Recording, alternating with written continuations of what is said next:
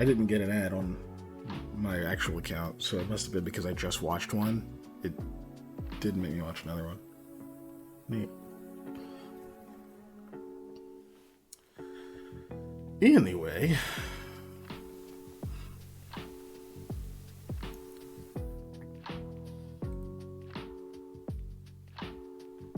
I should do it. I'm pretty sure this all went out. Yep.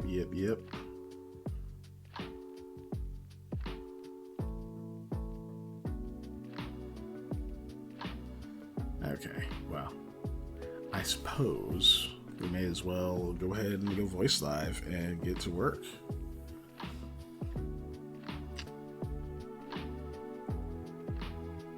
Well, actually, we'll go face live, in fact. Face live, oh my gosh. Yeah, because face live. It's just us in the void. Yeah. There's no one to impress. Here. There we go. Your guy? Yes, my guitar. Your mic buddy? Ah. Yes, he's not in here yet. And so I had to make sure he was. Ow. Sore throat is slowly going away, but too fucking slowly.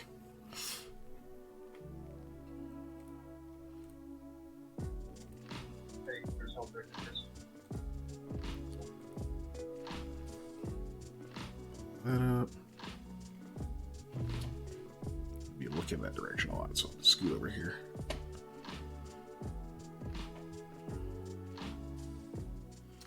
If I show screen, what's it give me? That's alright, I guess. Can I just move this? Pills and ammo. I want it. What are you talking about, Panda? I am in a game with Rob and Jimmy. We're live, bro.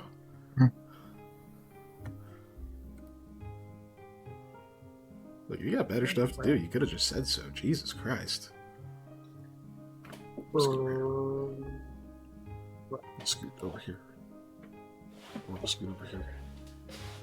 Or maybe I'll scoot over here. Come on. Alright, there we go. I think I'm in frame. Yep, you're definitely in frame. I can see you 100% all the way.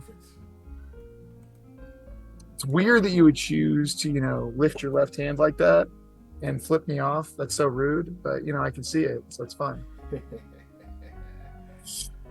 Little did you know, I was cosplaying as John Cena. I saw a funny thing. Oh, it was like John Cena bought some suits and he was with his wife at dinner and he was like, yeah, I bought the suits really nice. It's fitted. I bought a couple of them. And his wife's like, how many suits did you buy? And he's just, she was like, John, how many suits did you buy? And he starts talking about something else. She goes, John, how many suits did you buy? He goes, 55. She's like, what the fuck? Jesus. That's an egregious number. Yeah, an incredibly egregious number. But, all right, so oh shit, what is this? What are no, go away. What are even things? If I go to this page, it does. Okay, cool. Fuck, were we working on today? I just literally was looking at the thing. Does this? Jesus Christ, I couldn't see nothing. Pull that up. Does it? Okay, so no, it's by window. Yeah. And I'm gonna have to edit you out because you're just staring hella fucking focused into the camera, directly down the lens too. It's terrible because I'm playing an SCP game, and we just found one that is if you stop looking at it, it follows you. Yeah, and I'm like, I don't know. Okay, so it doesn't pull that up. That's good. I mean, if y'all want me to go, I can go. I think, not to speak for Patrick, but I think he wants you to pay attention. Okay. I mean, if you're gonna be here, I just don't want you to be staring completely zoned out into the camera the whole stream. Okay. Yeah. Because that's distracting. I don't want people saying things. Okay.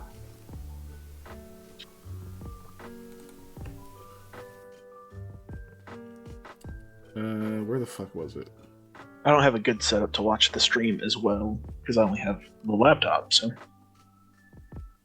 Yes. Phone. You have a phone? Yeah. Yeah, you have a phone. Phones. You do have a phone. I have a phone. You have a phone. We all have phones. I Yeah, mean, I usually watch use the my stream. phone. I just have it running in the background. Yeah. Oh. Yeah, at the very lowest volume. Yes. Because otherwise, I usually hook up my earphones if I'm going to use my phone, and then I set them down and just have the phone run on my earphones. Yeah, thankfully the lowest volume on my phone is like imperceptible even to my mic. Because I don't have my gain all the way up. If I did, it'd be fucking awful. Yes. I gotta make, like, I got too big a fucking head. I gotta make like a bigger frame or something for myself. But also it's because my desk is so narrow. You got the big head. It's the way you sit, okay. as you know. Yeah, because my desk, if I scoot up to my desk, I'm like, this is how close I am to my camera. Right? So, for where I sit, I have too big a head. Yeah. My sister texted me, make sure I showed up to take care of dogs. And I never got that message for some reason. Because I looked, she had messaged me earlier saying, hey, we're leaving, blah, blah, blah. And I just never, like, opened that message. And she sent a follow-up message, but it just didn't show it. So, my Twitch. Yeah. I might peace out if y'all yell at me. I'll be in Twitch, though. Unless that's a lot more headache. I mean, he just deuced away. Deuced away. There it is. I don't know the answer to any questions. Mm-hmm. Or I can turn off my video. Yeah. That way your face is just. Yeah. Oh man.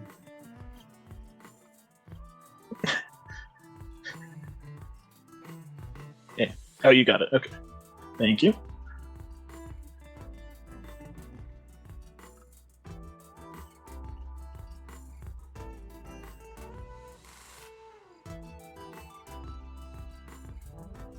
Excuse me, Josh. That makes me kind of burpy. More so than usual.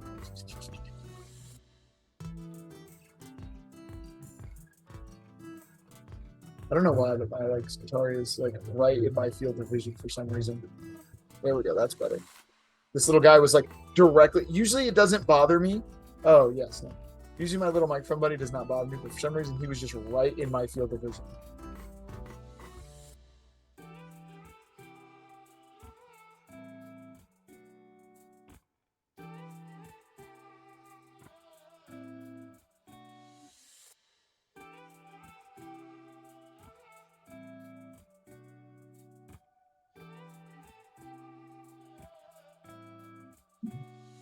Right.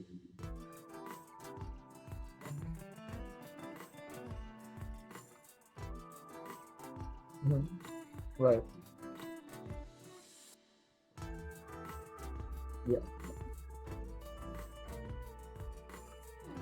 Right.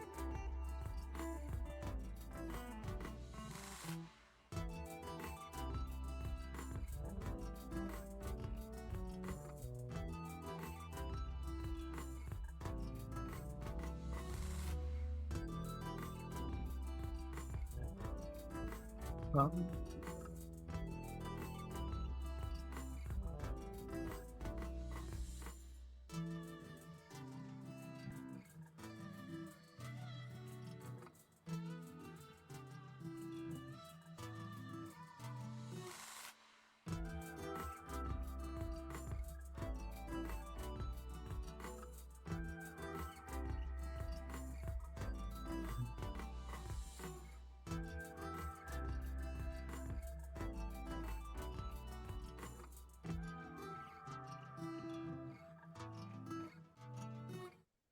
Okay.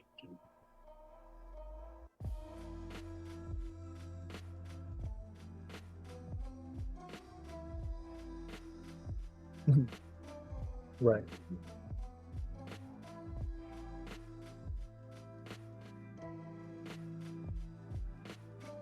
Mm-hmm.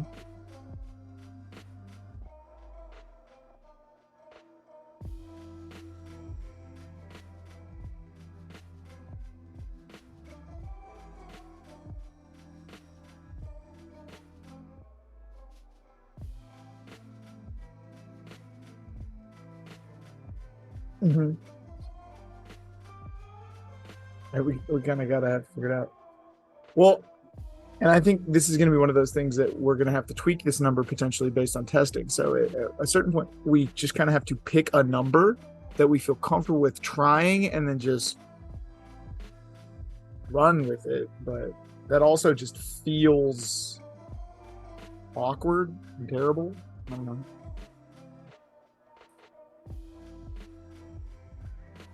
Yeah. Yep.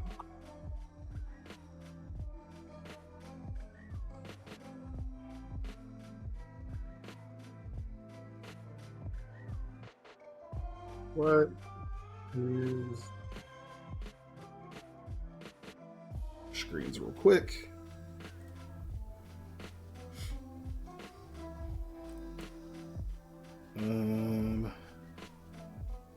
Keep glancing over, make sure that like a bunch of people haven't jumped in chat and they're trying to talk, and we're just like, nope. Nope. No, I think I'll put it on the condition. You think condition Aegis and damage is a good sheet for it? Maybe not. I mean, no, probably not. Maybe the risk of being even more cluttered, I could just make another sheet. Yeah, let's make another sheet. Fuck it. Yeah. It's just to get things moving, you know? Yeah, another sheet seems fine. And we can always consolidate all this crap later, or I can. Yeah. Humours. All right, let's go.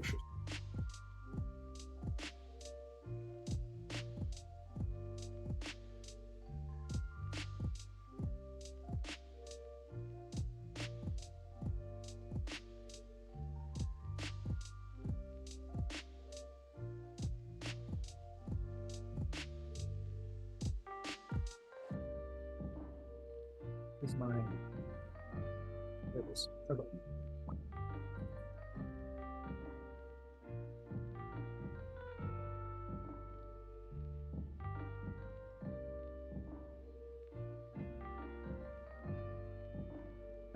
Yeah, because phlegmatic is yellow. Yeah, it's yellow. Well, then my brain isn't turned on today. I'll tell you what. I'll be honest with you. I'm struggling to find my thing.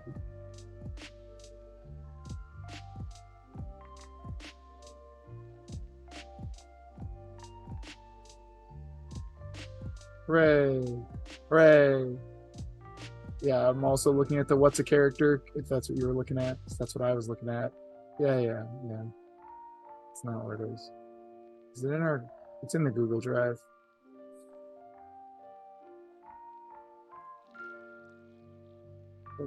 Let's see if I can find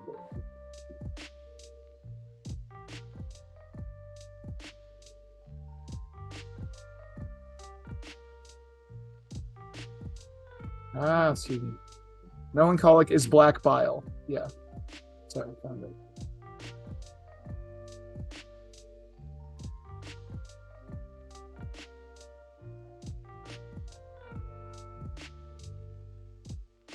Which is phlegm, yeah. And then fire is choleric, so it's yellow. And air is sanguine, which is blood. That's the easy one to remember for me. I will never forget sanguine equal blood, but yeah. Well, also, I just, because the Blood Angels from 40K's Primarch's name is Sanguinius. Pretty easy. Pretty easy to remember in my brain. Based off of that. Okay.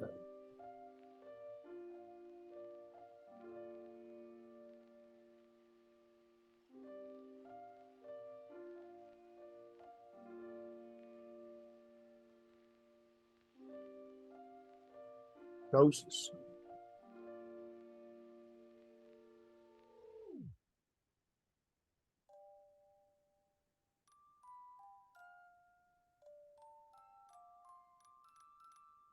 Probably. But blood is also the one that if you use more of it, you're going to die faster. You can hear Dave. I was muted. Yeah, well, I was muted that whole fucking time. Yeah, that's good. So- If you use blood, you're gonna die. That's what I was gonna say. Hi, JB. Hey, JB. Fuck. So if we go with like usable without dying, maybe we can make it a more even number for all of them. I was also thinking that maybe we could, except I feel like this is too complicated. It's not really what I mean. I feel like this is too involved. Is if we base how many doses you can have off your body score. Right, yeah, I thought that too, of just like, maybe it's just equal to your body score, but like... Yeah, I had that same thought. Hey, JB, welcome. Thanks for letting me know I was muted. I appreciate you, average bear. So yeah, we're gonna work on some humors today, and heritages once we get there. Let me actually bring this down just a bit so we can see. Oh no! Oh no! Control Z. Okay, it's Alt. There we go. Cool. Trying to figure out how much each of them. How much each of them have, or how much of each of them we have. I mean, for the sake of ease, it'd be better if we just made it an even number. You know, maybe a dose. Like each unit is like maybe a unit of blood is more. It's more blood than you would need for than phlegm or whatever, right? So we could just in theory say that. Yeah, you have the same have an even number of each for what you need mechanically. for each thing. Yeah, regardless of how much you would actually have in your body. Yes. Yeah. I think that's kind of good because that's what I was going to go with. Is like determining these amounts based off of reason seems more difficult than if we just give everybody a number and then work from there. Yeah, or say if we want to be a tiny bit more granular, we have a base number and then you have double that amount of blood. We just maybe have to there's stuff where you lose units of blood or something, right? Not without getting crazy granular, but I think to start off with, we just kind of go a number, and then if we figure out if we feel like we want that to change after we play a little bit, then we move it, because I think a number for everybody is easier. Then if we feel like that's not encapsulating what we want or the feel we want, then we change it. True. So we can just start more simple, and we can evolve or devolve based off of. Ooh. We could also do it based in a similar way to how did we come with the determined hit points, right? Where it's based on how big you are, right? Yes. Even though it's still an easy base. Because I think it's... Yeah, here we go. Excuse me. Yep.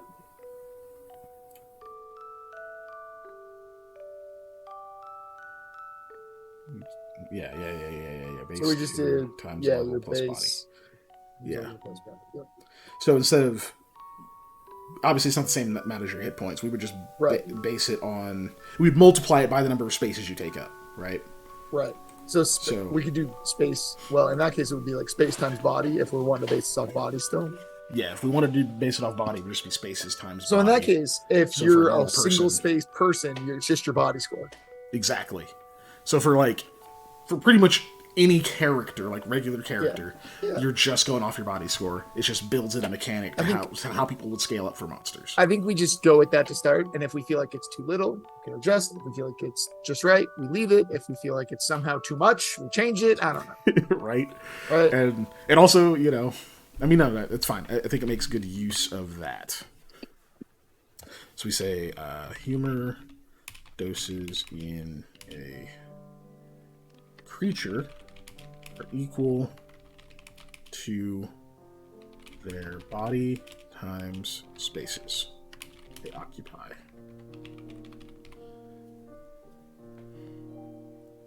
That's what I just said no to earlier. So I looked over to no. Well, it's funny because based off the context of just your body score, we were like, no, but if it's body score and a thing, and that changes based off of other stuff in the game, I feel like that's better for some reason, which is silly because realistically for player characters, it's the exact thing we just said no to. Yeah. So. Oh, sorry. My note was about the dark humors in chat. Yeah. But yeah. Oh, yeah. No. I was talking about what we just said earlier, where Yeah. we said body, and then we said, no, let's not do that. And then, but body, time, spaces. That's better. Even though we take up one space. Like, yeah. But it does build, it future-proofs us a little bit from people with that question. Like, there's at least a basis for how do you scale this up if someone does something to make themselves bigger, or to calculate it for, like, they fight a big behemoth-y thing, you know? So. Big. Get the keyword big. So imagine this is mostly going to... This is mostly going to come into effect for harvesting humors, right? Right.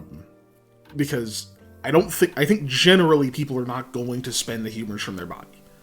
Yeah, That's I mean, not a good people idea. are not insane like me and will not do that. As I will 100% do that as a yeah. Yeah. Now, As an insane okay, person. cool. So As we an know the insane doses. person. So let's go average of 3, or no, technically average of 2. Mhm.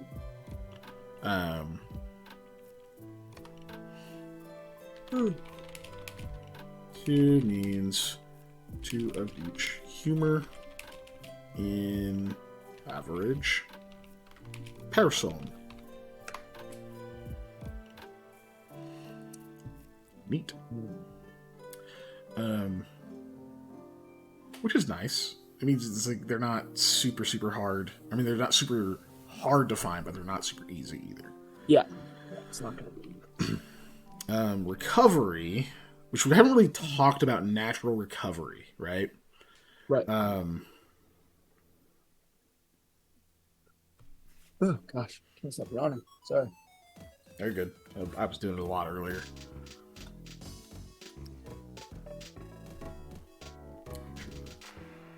It's all on. Good. I blame Panda. I mean, he's not here, but I blame Panda. Right.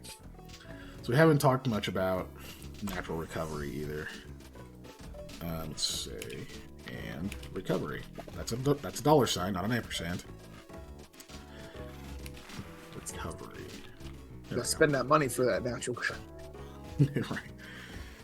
So yeah, obviously we can have, there's like some kind of transfusion or whatever you can get. That works. But also, yeah, this. So yeah, what was the average HP of a people? HP is determined by creature, size, body, and level. Basic calculation is base times level plus body. Mm-hmm. 1 space is base 2. Yeah, base is the, yeah.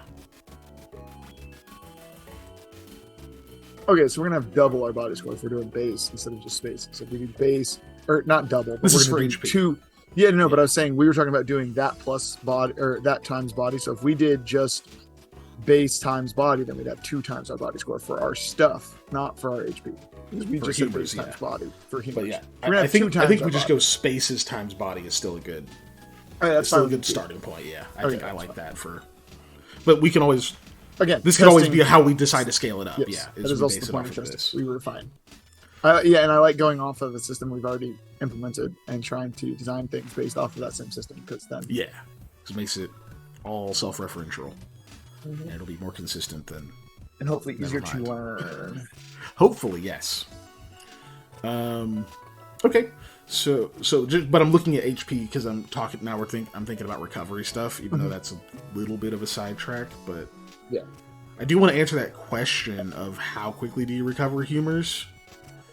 So I kind of want to look at all our resources,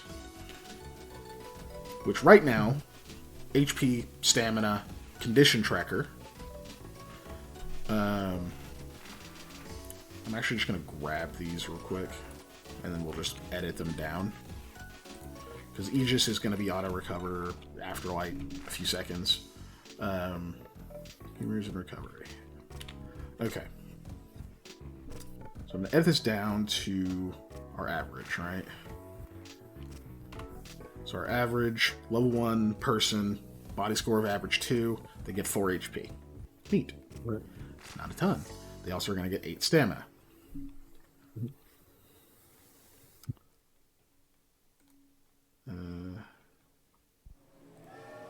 Okay.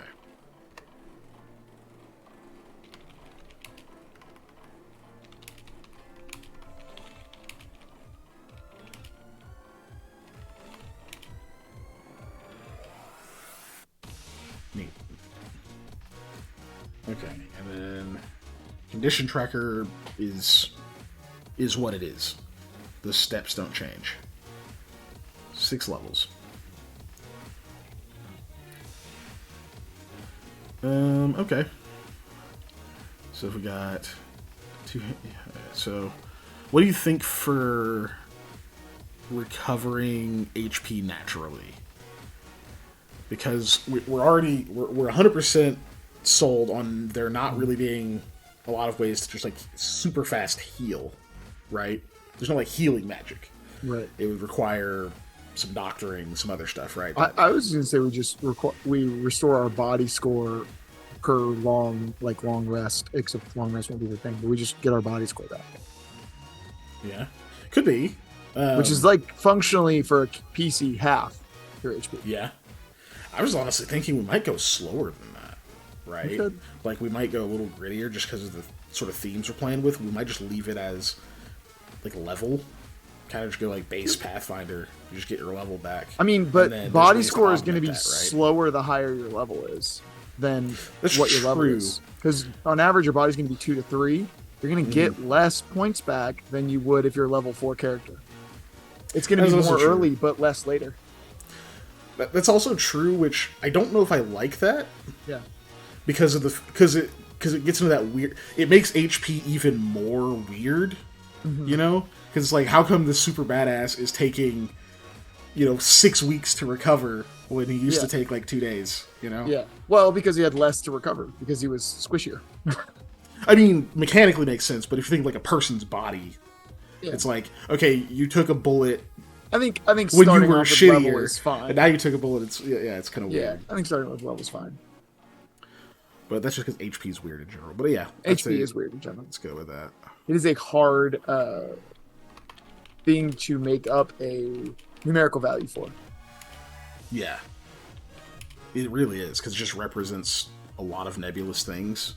And you're trying to distill that to a number, and that's tough. Level per. We'll just say a long rest for now, so we don't have another term. Yeah. I mean, stamina should recover really quick, right? Yeah. Because I mean, that's what long rests are for: is recovering your stamina. Yeah, I would say stamina would probably recover a lot. Probably a lot faster than that. Even like maybe you don't need a full a long ass rest or whatever. Well, I was thinking if you take a short rest, you recover a small amount. Long rest, you recover basically almost all of it. Unless you have any severe penalties or anything like that. I see what you're saying. Recover all the way up. Yeah. So definitely. You can take a short rest to recover some, take a long rest to cover almost all of it. Cover all. For sure on a long rest. Let's see, we want... stamina is also, in a way... It's not like in Starfinder, stamina is kind of your shield in a lot of ways. Yeah. It goes away before you start losing HP, so you can, it's not, you don't have a ton of it, but in theory, if you don't get beat up too bad in a fight, you're okay. You can pretty much recover all of it pretty easily. Right. So maybe there's a quick way to recover stamina outside of it, because if we're thinking short rest, that's an hour, right? I think if you rest for an hour, I'd be okay with saying you recover all your stamina, right? Because some shit just hits your HP directly anyway, right? Not everything's just going to attack off your stamina. Great. Well, so yeah, I think then what we do then, instead of doing short rest and long rest, recover all of your stamina, and then the only way to improve on the condition tracker is then long rest, because short rest you can't go anywhere on the condition tracker. So yeah, I'd agree. I think that is reasonable to me as well.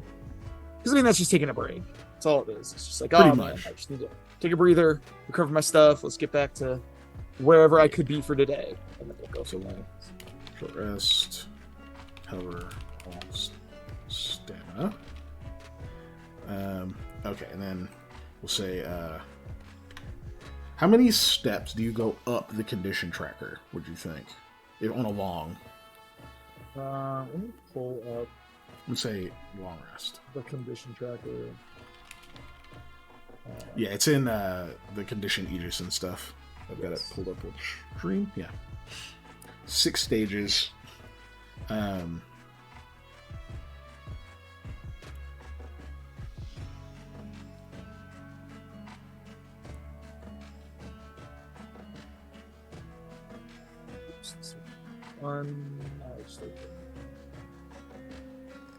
Okay, so I don't know. I think I almost want to say the farther down the condition tracker are, the less you get back, which is weird. But then that's Right. almost too granular. And That hurts, but I get yeah, it. yeah, and it's like We could. Okay.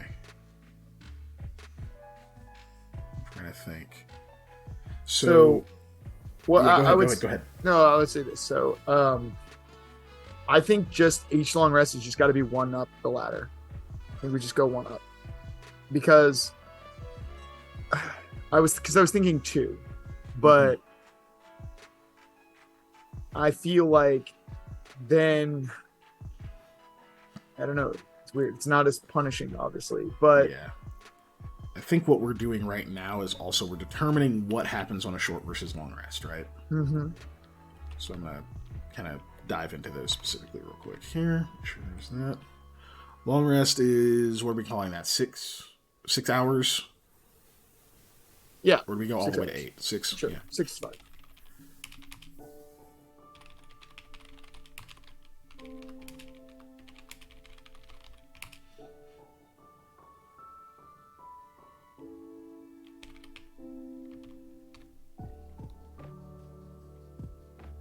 And then short we go 1.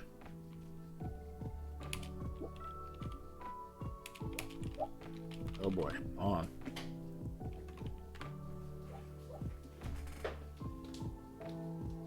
Oh no, it's just me. What do I do? I'm panicking. I'm not really panicking. So I have this microphone buddy, but he also has a buddy. I have a second one. And so I think one of these days I will paint this guy differently than with this guy. I'm gonna do that on a Monday. I'll just paint this little dude. We'll prime him and everything, get him all ready to go. All right, Patrick's back. I am indeed. Okay. Yeah, Shed Dog was having a dream. No, yeah, he do that. He do that. Cool. So, okay, long rest. Let's go. Oh shit. Ellie's here. 6-hour long Hi, rest. Ellie. Is that cumulative? As in, if the party is attacked at 4 hours, will they be able to finish off the last 2 hours when they're done? Good question. I just have to figure out that. Maybe we'll make it a track or something. Yeah. I would say as long as you can get 6 hours with minimal interruptions, and by minimal I mean you're not like Yeah, being attacked is a huge interruption. yeah. Right? That's So I think yeah, being attacked you would then have to probably make a check if you could try and recoup it with like similar amount of time. Mm-hmm. Or we'll say I'm just gonna spitball. Interrupted rest, maybe it counts for half, right? Yeah. So if you rest for 4 hours, Sure. get interrupted, it counts for 2 hours. Yeah. And then we'll say Of your like 3 total 6 interruptions. for your total 6 for your long rest. Yeah. I like that. That's decent. The We'll only say other thing I after could like think 3 interruptions, you just lose the opportunity to rest until because So- you just can't keep getting yeah, you know. until you have uninterrupted rest. I think. Mm-hmm. The other thing I was thinking is between that is we do a short, medium, and long. But I don't want to have 3 types of rests necessarily. But it is something to look into Yeah, medium. because then makes- interrupted. we'll If see it's what we do. interrupted, it counts as a medium or it counts as a short, or depending on the time frame, right? As long as Yeah. you hit that time of your rest, it counts as one of those. Also makes sense given the yeah, it makes sense because there's like certain situations where that's just a necessity. Right. I was thinking like You're 1, not 3, going and to get a 6. full 6. So 1 is short, 3 is medium, 6 is long, and you get different Yeah. benefits based off of each one. Yeah. Okay. Because like so, short rest would be you recover stamina. Medium rest you can recover HP but no condition. Long rest you recover all three. Like just for basic simple right there, you'd be able to recover stamina, HP, and condition. So that way you at least get your HP back if you're interrupted in your long rest because it counts as a medium rest. Or if you know you've only got 3 hours, you need to recover some HP, you take a medium rest. Yeah.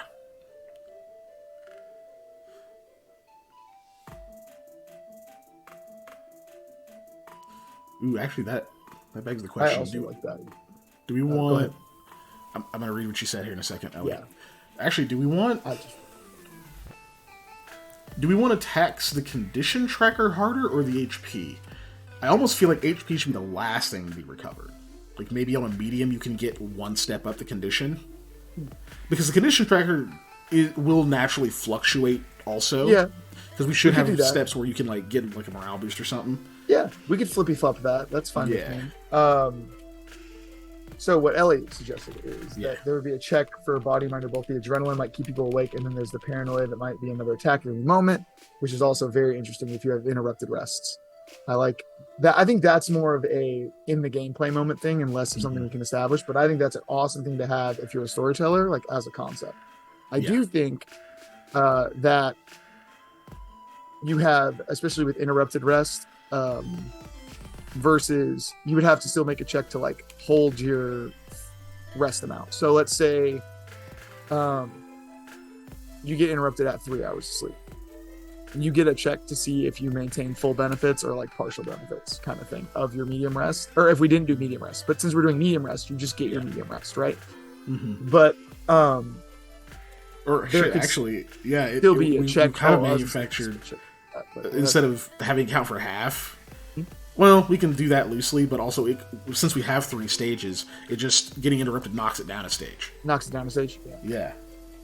So if you get interrupted in your medium rest, fucking knock down to a short. Right. And if you're trying to take a short rest, you get interrupted, you get no rest, obviously, because it's a short rest. Yeah. That'd be interesting. I like that too, since again, we're setting up levels, and that keeps that with granularity, but it keeps it simple because we have established things that we're getting. Hell yeah. Okay. So long rest, 6 hours non-activity, HP equal to level. Well, you don't get the benefits from taking a long rest multiple times a day. You only get it once a day. Yeah, exactly.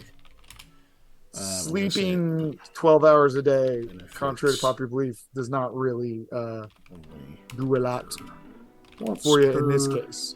Day. 24-ish hour. In my case, sometimes it is more detrimental the longer I sleep. Yeah, there's like a saturation point, yeah. There's like some days where it's like, I slept 10 hours and I needed it, but like most of the time if I get that far, it's like, dude, I feel like crap. I wake up stiff and I don't feel good. Like, I don't feel great, I should say. I don't feel like I'm rested and I'm energetic. I'm like, God, why do I feel worse than when I was awake? I should go back to bed. Yeah. Which is also not helpful. It's not. It's a horrible. But yeah, mechanically speaking, 1 long rest per day. Yeah. I would say probably 24 hours. Yeah, I say per day / 24-ish hour period because God, that's annoying to track. Yes. Like, has it been 24 hours? Dude, I don't know. It's the next day. Go to sleep. Yeah, it's the next day. If you want to. I'm going to say probably medium rest falls under that same. Yeah, 1 per day. Yeah, 1 per day. But you could, in theory, take as many short rests as you are able to take. Yeah, just broken up. Okay, and so then with medium, we get stamina. You recover 1 step on the condition tracker. Short rest, you just get your stamina back. And there's probably abilities that recover if you short rest. Or medium rest or whatever, right? And cool. We'll make different categories of abilities on whether or not you recover them based off of which type of rest you get. Yeah. I don't know. Maybe we should have long rest give you 2 steps on the condition as well. Maybe. We good? Again, it's all going to probably change during testing. So whatever we set up right now is fine, because then we just try it and see how it feels. Let's say 2 steps for now, just so that there's a clear So in answer to what I was saying is, are there going to be penalties for not taking a long rest or short rest? So there probably won't be penalties for not taking a short rest at all, because If you just power through a day without taking short rests, that's fine. But if you don't take a form of rest, medium or long, during a day, then there will be penalties. Yes. Because you're going to have to build in penalties for not taking rest during the day. Because otherwise people just people know work. Yeah. If you don't make a penalty for not taking a rest, your group will never stop. Yeah. I assume it's probably once we get into the actual like status conditions, there might be one for like a fatigue type thing, or it's just we just hit the condition tracker. Yeah. Like, yeah. You don't take a rest, like a long rest for a day. You just hit the condition tracker. Yeah. You just go down a step. We can even instead of regaining your steps, actually, you just go down one. Resting. Click. Agreed. And then if that keeps up, then we might have additional status effects, beyond just dropping down the condition tracker. Like if you had 2 days, let's say, without one, then it's going to be an extra thing versus what just one drop down the condition tracker. I would say cumulative, right? Like you just stay drop one extra. Day, you get one. We also probably should also have certain things we should probably label persistent conditions, such as, so for example, if you're at 0 HP, right? At 0 HP, you're not coming up from incapacitated, right? That's where you're at on the condition tracker until you have at least one hit point and you rest enough to come up out of that, right? Yeah. So in theory, what you would likely see is like someone does some kind of medical thing or whatever, person gets back up above 0, and then about 4 hours later they'll wake up and they'll be in shitty condition. Right? Because they'll be at ragged. I would even say, like, so if you don't take a long rest, you drop down 1 point in the condition tracker, and then if you take a medium rest, you go up 1, so that at least offsets not taking a long rest, right? Yeah. So you're fine, but you're never going to improve your spot on the condition tracker. It's true. So you're always going to be stuck at whatever you were at before you could take your rest. So there's that. If we're doing 2 per long and only 1 per medium, so that's going to be your penalty, where you're basically stuck at this condition, whatever one it is. And if you lose any points on the condition tracker, additionally, you're not going to be able to go back up because you're not taking long rests. So. Yeah, I would absolutely agree with that. Let's see. Okay, and then she said, okay, check body.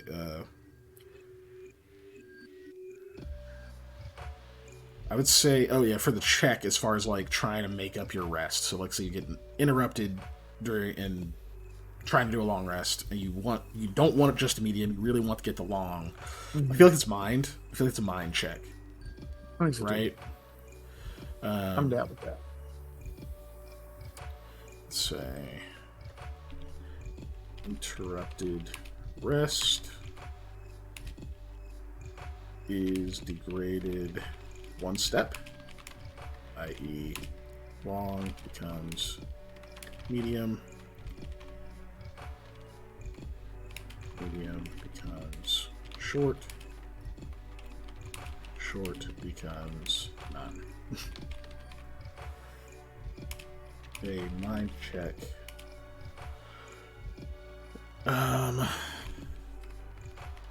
Yeah, this is just a pure ability check, right? So not a like mind plus. Well, hold on. What are our skills? Would any of them help with this? Get the mind skills. Blend in, deceive, engineering, investigate, medicine, lore, persuade, pilot, primal forces, survival. Nope. Soul, craft, handle animal, perform, unnatural, vibe check, /sense motive. Supernal forces. Nope. Body. Acrobatics, athletics, perception, sneak, sleight of hand, and all the attack stuff. Nah. So I think, straight ability check.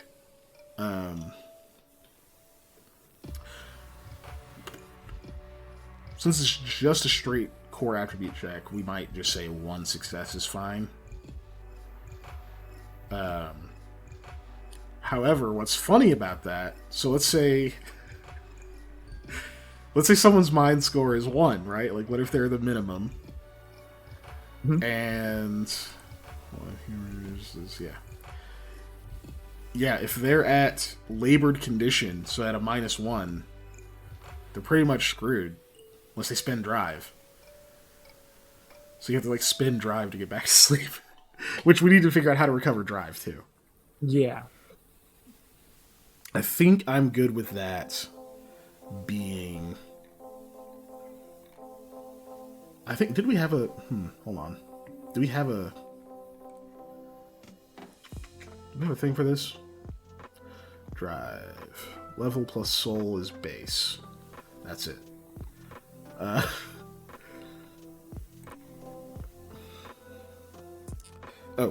Ellie. They're going to be penalties for. I already said that. Okay. It also might be an experience thing. A soldier that's been at war for years will respond differently to an attack than a civilian, or even a newer soldier. Maybe have a bonus tied to people who have soldier/military background. Yeah, I could see once we get to class abilities, the soldiers getting a bonus. Once we get to like backgrounds, that kind of stuff, getting a bonus to it, like some kind of easy ability, or even hell, maybe there could be one where you just don't have to make a check. I'd be fine with that. Yeah. If as long as you're like above a certain condition or something, I could definitely see that.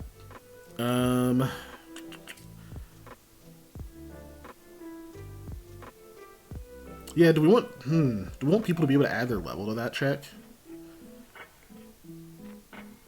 as a way to give them that bonus for their experience? Because it seems like that's going to really quickly get way too high to fail. Well, not true. It's easy. It's each die roll is still roughly a 50-50, right? So,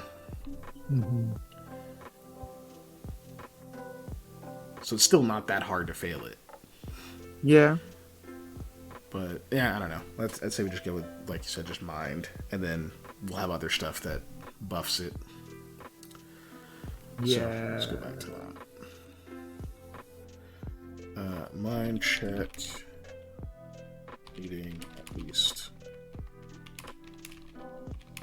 success is required to resume an interrupted rest. Cool.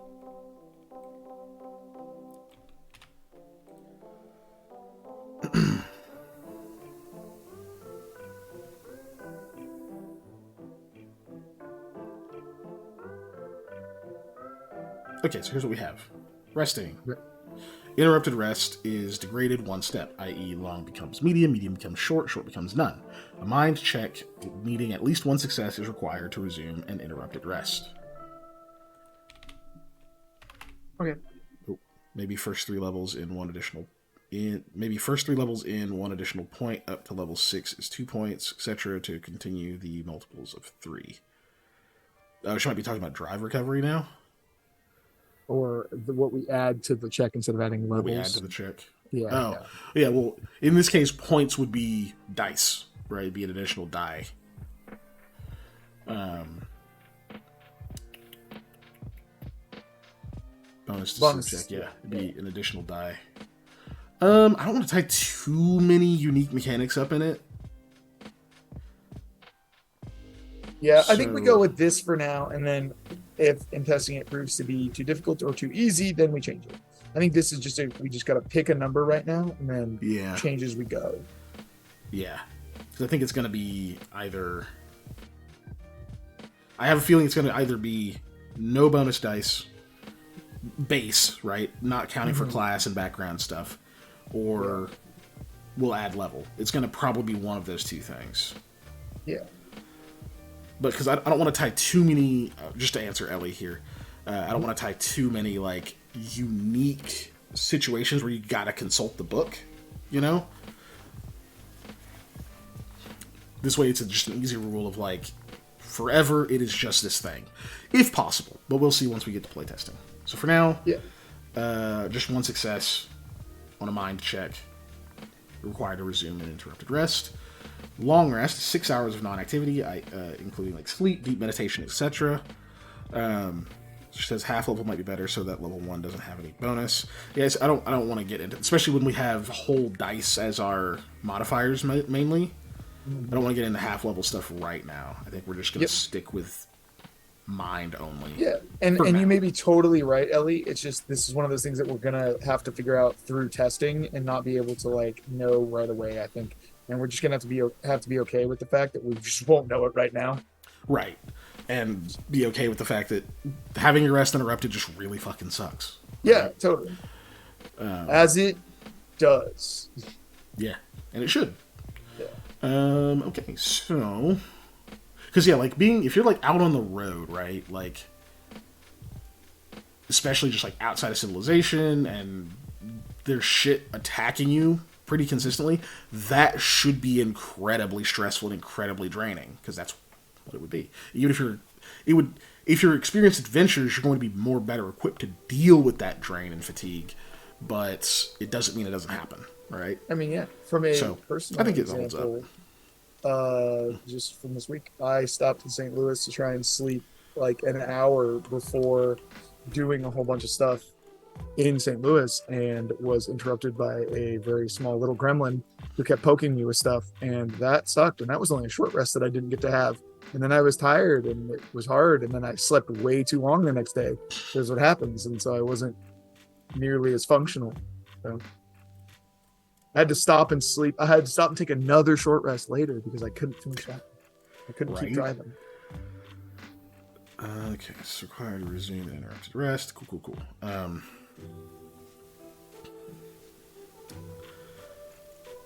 Okay, and then, sorry. Yeah, long rest, 6 hours uninterrupted non-activity. Benefits occur only once per day. HP recovery equal to level. Recover all stamina. Recover 2 steps on condition tracker. Right. Medium rest, 3 hours of non-activity. Benefits occur only once per day. Recover all stamina. Recover 1 step on condition tracker. Mm-hmm. Short rest, 1 hour. Recover all stamina, and that's it. Okay. Yep. I like it.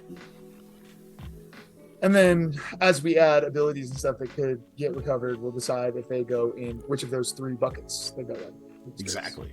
Because this is essentially the way we're looking at it, Ellie, is we're trying to build these based on your, like, with no other modifiers for now. That way our classes, our like races, our backgrounds, all that stuff has a lot of room to modify things. Okay, so the only other thing we need to figure out here is drive recovery. How much drive do you recover? Probably long rest thing. Maybe like. Let me think. My thought is you get like you get a lot more for a long rest, like right. Something variable. And maybe we give like 1 on a medium rest. Mm-hmm. It just period. You get 1. Like yeah, you get 1. No other modifiers for a medium rest. You just get 1. Okay. Well, because what I was thinking too potentially was that we do a check to see if you recover on a medium rest, and then you could get, whatever you get off your medium rest.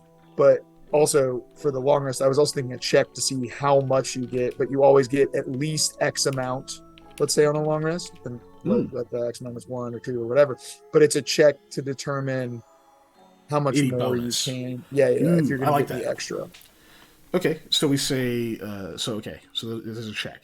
Medium rest. Wait, what did I just do? Oh, I put it in the wrong place. That's what I did. Okay, so medium rest. I'm assuming this is going to be a soul check, since that's what drive is based on. Yes, I was thinking soul as well, yes. So you recover 1 drive. So we say 1 drive per success on a medium, and then there's a flat rate plus the successes on a long. Yeah. Because let's say you even have like Soul 5, or you have higher than that based on like crazy magic enhancement shit or whatever. Like, I mean, that's still you can still recover a decent amount, but like, that's one of those things that I don't think scales with. Ooh, hold on, maybe that's what it is. So we do. Okay, so yeah, medium rest. Maybe you recover your number of successes on your soul check. On a long, it's level plus successes. Okay, yeah. Yeah, okay. 1 drive And again, per success. For the benefit of everybody, these are all things that we're just taking into testing. This Yeah. may all change entirely. We may reconfigure the entire system. We may make them both fixed amounts. We may make one not, one fixed, but this is just what we want to take into testing, what we think will feel good or look good or whatever for our first iteration of it, for our essentially first draft. And as we know, no first draft comes out the way it went in. So Exactly. Okay, so we got that, and then obviously no drive recovery on short. yeah, I don't. Can't give Actually, people too much on shorts. I'm tempted to say, like, if you're at... No, never mind. No, fuck it. I was tempted to say if you're at, like, 1, you can make a check once per day. But, fuck it. Leave that for backgrounds or something, right? Make them take tests. I don't know. Or you could have an ability or whatever. Yeah, exactly. But we'll just leave it. The other thing I was thinking is, for that, if you want to do something for that, is a short rest, is if you get no other benefits from your short rest, you could recovery drive, which means that you're not recovering abilities, you're not recovering you're not recovering your stamina, you're trading in every benefit of your short rest for drive, because if you really need it, you really need it. That's true. You're just taking it all for mental health. Yep. Like, I'm trying to think, like, how does that... This isn't an argument against it. I'm just thinking in my head, like, RP-wise, how that looks is I'm imagining, like, someone at a campsite or whatever, right?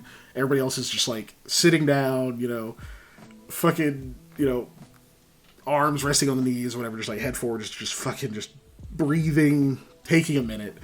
And someone else is just, like, pacing and, like, just fucking, God, they just keep coming. And they're just, like, venting for, like, a full hour or whatever. So they don't recover their stamina because they're just marching around like a crazy person, but they've kind of got this cathartic, just like, fuck it, let's go. Like, hyping themselves up. Just like, good. Let's go. I can do this. I'll take 1,000,000 of them with me. I'm like, all right, cool. Yeah. You good, man. Probably should have taken a knee, but whatever. But that might also just be an ability somebody can have. Yeah. Where it is, or like a background ability where it is like hype up is the name of it, let's say, just for example. And that is what you do, is you trade all benefits of a short rest for the ability to recover drive. Yeah, I like that. I think we leave this as is, because that sounds like a lot of room to play with our other stuff. And I think that's a pretty neat ability to take. That might be something, again, as someone who often does things that are like, oh yeah, I am going to skirt death as closely as I can for abilities. I will 100% do this. Right. But yeah, these are all fairly scant, which I like, because it, like I said, it does give us a lot of room to add modifiers. Yeah, you could have, see, that's a thing where somebody could have a ability that says on a medium rest or whatever, they are able to recover 2 steps on the condition tracker because of, they're used to not sleeping or whatever. Or you could have where on a medium rest, you recover drive as if it was a long rest, or, again. And then these are cool all kinds of crazy shit. Then tweak around and move stuff. And that way, instead of the granularity being in the base rules, the granularity is in the abilities. So that way you can really feel like you get to customize your character. Precisely, which is, I think, what we're going for, because we both like that kind of system. Definitely. So, I hear Mega Man music. Not Mega Man, that's... I don't have Panda here to awkwardly dance to music with me. I'm trying not to look at it. Oh my god, I'm so mad. What is it? Don't tell me. Don't tell me. I'm not gonna... It's because of the chip tuniness of it. Makes me think. It keeps making me think Mega Man, but it's not a Mega Man song. Big Blue. It's fucking Big Blue, right? Is it? Big Blue. Yeah, it's Big Blue. Yeah, Big Blue. Yeah, it is. I was like, fuck. I have rage. Why? The fucking stage is hard in Smash Bros. Yep. Not in F-Zero. F-Zero, everything's hard in F-Zero.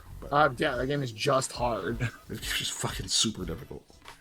I would have known at this part if I hadn't guessed it already. Oh, yeah. Anyway. F-Zero also had killer soundtrack for being like a 16-bit game. They really did. They went off for no reason. Fucking piano on fire meme. Yeah. It's true. It is true. Okay. What were we doing? Okay. We had just finished establishing our rest cycle. Figuring out how rests work, yeah. I'm just gonna push everything in a little bit here. I should have bulleted it so that it would not make me do this. Bullets. Bullets. Okay. I'm gonna run to the restroom real quick. I don't want to just take a whole break off the stream, but that way you can just keep talking about it, and I'll be back real fast. Okay. Neat. All right. So what's next? What are we gonna look at next, chat? And by chat, I mean Ellie and JB. Oh wait, how many people are in here? We got some more folks. I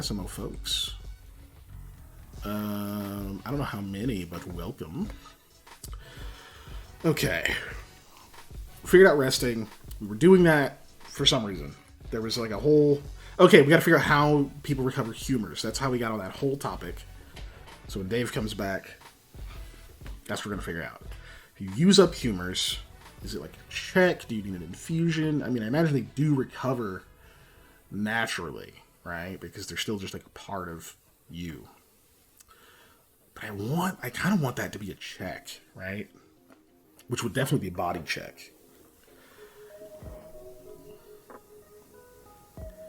And there's a part of me that, and I'm going to repeat this obviously when he gets back. There's a part of me that kind of wants to make it more difficult if you spent more. Hey, Bobicus, first time chat. Are these humors like the 4 humor theory of human? Yes, they are. These are the old school 4 humor theory of hell from like medieval times and whatnot.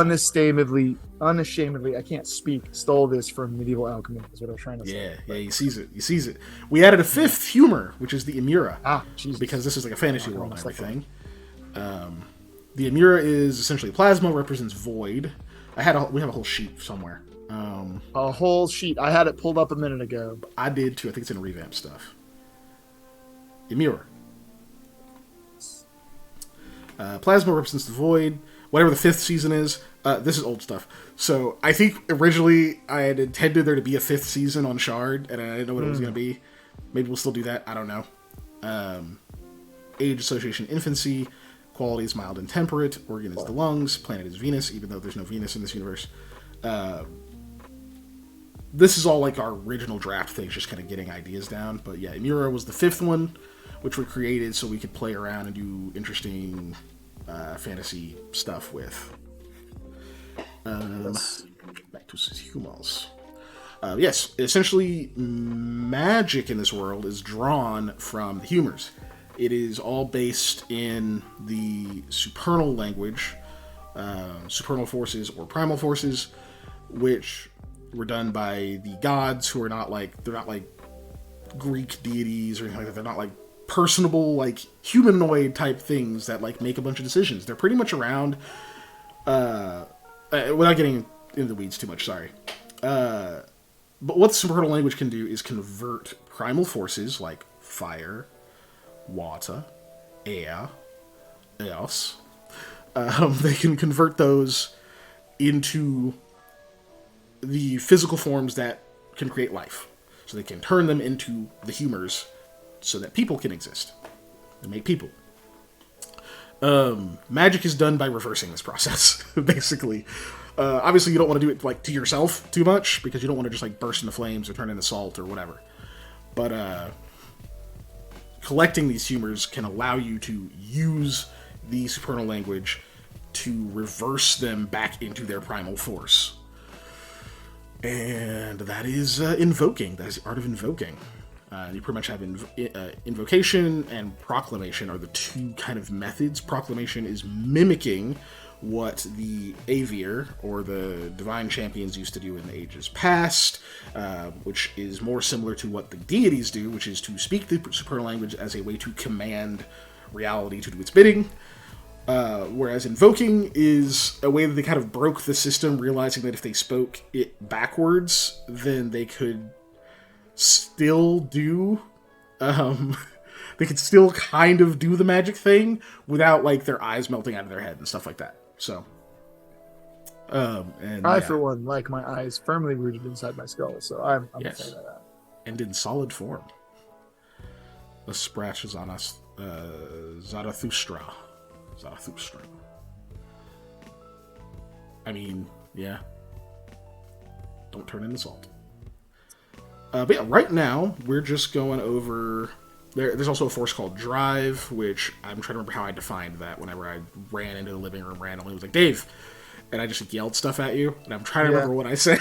No, I was playing Resident Evil at the time, I think, so I was not the best at remembering things. I remember your response was, okay. Yeah, that was it. I was just like, I have no idea what's happening, but okay. Okay, so the soul rating... Okay, that's what it is. The soul existed... I could put up our...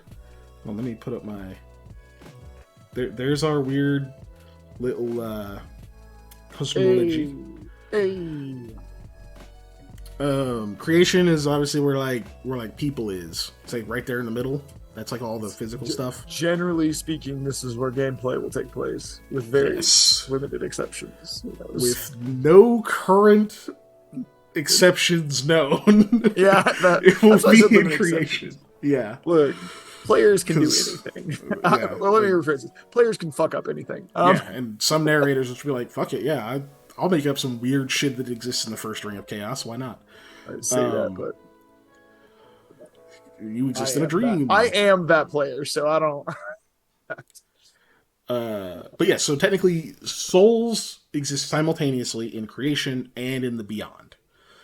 And because people have them is actually why they can even invoke or proclaim.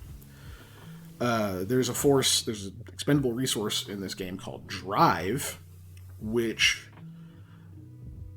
I might be explaining this in the weird order. Yes, we'll get back to Drive. Our core attributes are body, mind, soul. Kept very simple.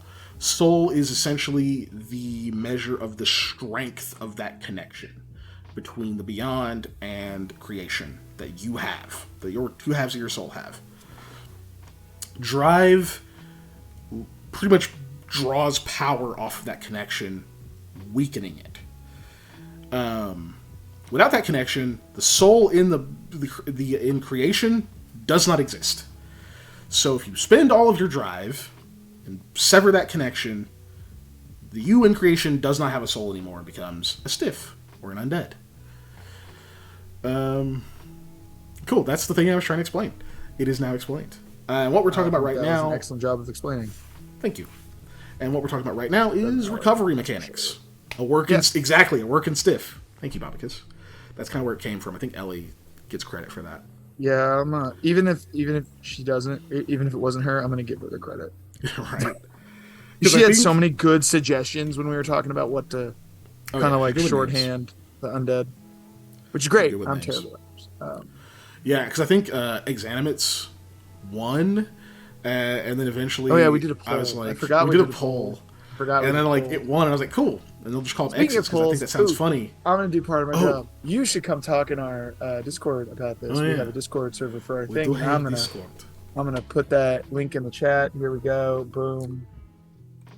Shrink that because it's in the way.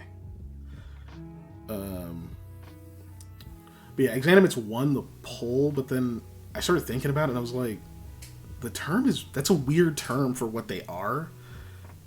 An exanimate, or an exanimate, would perfectly describe a corpse, but not a walking corpse. Walking corpse is the opposite of exanimate. It's animate. It's moving around.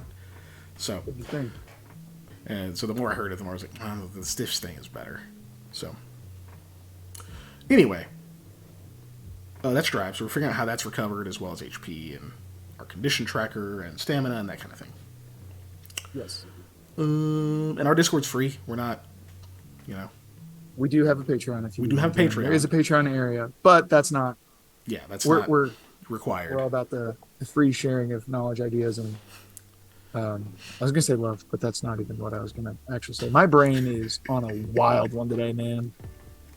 Back to the 60s. Free love. Free love for everybody. Also, the panda at the bottom left is the other member of the Unnatural Ones, but he's playing games with friends right now and doesn't really do anything on these streams. He was leaned in like this, and it was real awkward looking for everybody. Wow! Hold on. Wow! Listening. He was doing this. Hold on. He was doing this earlier. And I was like, Panda, you can't keep doing that all stream. He was. Yeah. So he's like, oh, I can just turn my video off. We're like, yeah, that's probably fine. No, I'm here if for questions. Average Bear's backing us up. Oh, dude, hey, speaking of, I meant to tell you this. I went to the Arch again for the 50 billionth time, but they changed a lot of stuff since I've been to the Gateway Arch because I wanted to take Artie, right? We want to go up. Oh. Do you know what they have on display there that it was just too perfect because I saw it? They have a Sharps repeating rifle there, like an original like 1848 Sharps, and I went on a freaking diatribe because when we were talking about Sharps and I looked up all that stuff about Sharps, my mom looked at me like I do not give the slightest shit about any of what you said, but I went on a whole thing about the Sharps rifle and its production and how it changed like everything in a lot of ways, and my mom was like, that's okay. I want to be like, I'll find somebody in this museum who fucking cares. Oh geez. Yeah, because we were talking about it's like, fine. This we're World War I technology. Bobicus is being added right now. Added. Oh yeah, I am too actually. Me too. I can see it on mine. But yeah, World War I technology is why I was like, oh yeah, the Sharps. That's like pre-World War I, but that's something somebody would have, you know. Yeah, we were talking about the Sharps. But yeah, so I saw a replica Sharps, and my kid was like, looking at back it and stuff, to of course, and was like, really trying to survive. But yeah, it was a replica Sharps, and I was like, that's pretty cool. So yeah, bye, go survive. I just want to mention the Sharps rifle. Nice. All right, I got one more ad after this one, and then I think that'll be over. Well, I'm done on the added, but we speaking of the 60s. Oh, I remember what I needed to tell you now that you're back. Oh yeah, go ahead. Once this ends. Speaking of the 60s, they had a video production thing at the Gateway Arch because it was built in the 60s and it was all about stuff that happened in the 60s in pop culture, and I recognized every single pop culture reference they made, and I was like, I don't know the amount of people here who are under the age of 60 who would have recognized all of these, because the only reason I recognize half of them is my mother. So Twitch was trying to sell Bobicus a steamer. Oh, I want a steamer. Wait, what kind of steamer? I've had a steamer. I think it's technically that rice cooker acts as a steamer, but I don't know where the basket is. And the industrial steamers we had when I was a cook were dope, but trying to run something like that and keep something like that in a house is impossible. Like for clothes? For clothes? F that. I'm talking about cooking. I'm trying to tell you something. I don't even take care of my clothes. Yeah. How dare they? Jerks. Why is this open? Go away. What's an iron? Right. So what I had been talking about while you were gone, right? Recovering humors. That's why we got on that whole diatribe. Was trying to figure out how to recover humors, and I was thinking it needs to be a check, right? Okay. Yes. Because it's risky to do. I feel like if it is too clearly just you will recover these on a long rest, it becomes too easy to just kind of gamify that expending that resource. Right? I agree. If you just know you're going to get it back because you slept. Yes. So I'm thinking it should be a check. Obviously, it should be a body check. I'm a fan of that as well. Yes. There's no other check that makes sense for it because they're literally your own body. In your body. Yeah. You cannot recover humors. You can only expend other humors to retain balance. I mean, yeah, if we were running it that granular, that would actually make a lot of sense to try to it would get them. But people in Shard are actually inherently not balanced, which we'll get to when we talk about the heritage. Well, their balance is different, right? Their balance is not like they have all the right ones. We also should talk about how we can, at one point, not this, but mechanically retrieving humors from other sources, because we've talked about that as well, and they have shelf lives and things like that. But that's something we also got to determine, which is also going to be check based. But this, because we're talking about retrieving humors and expending them in a different way, that made me think of that.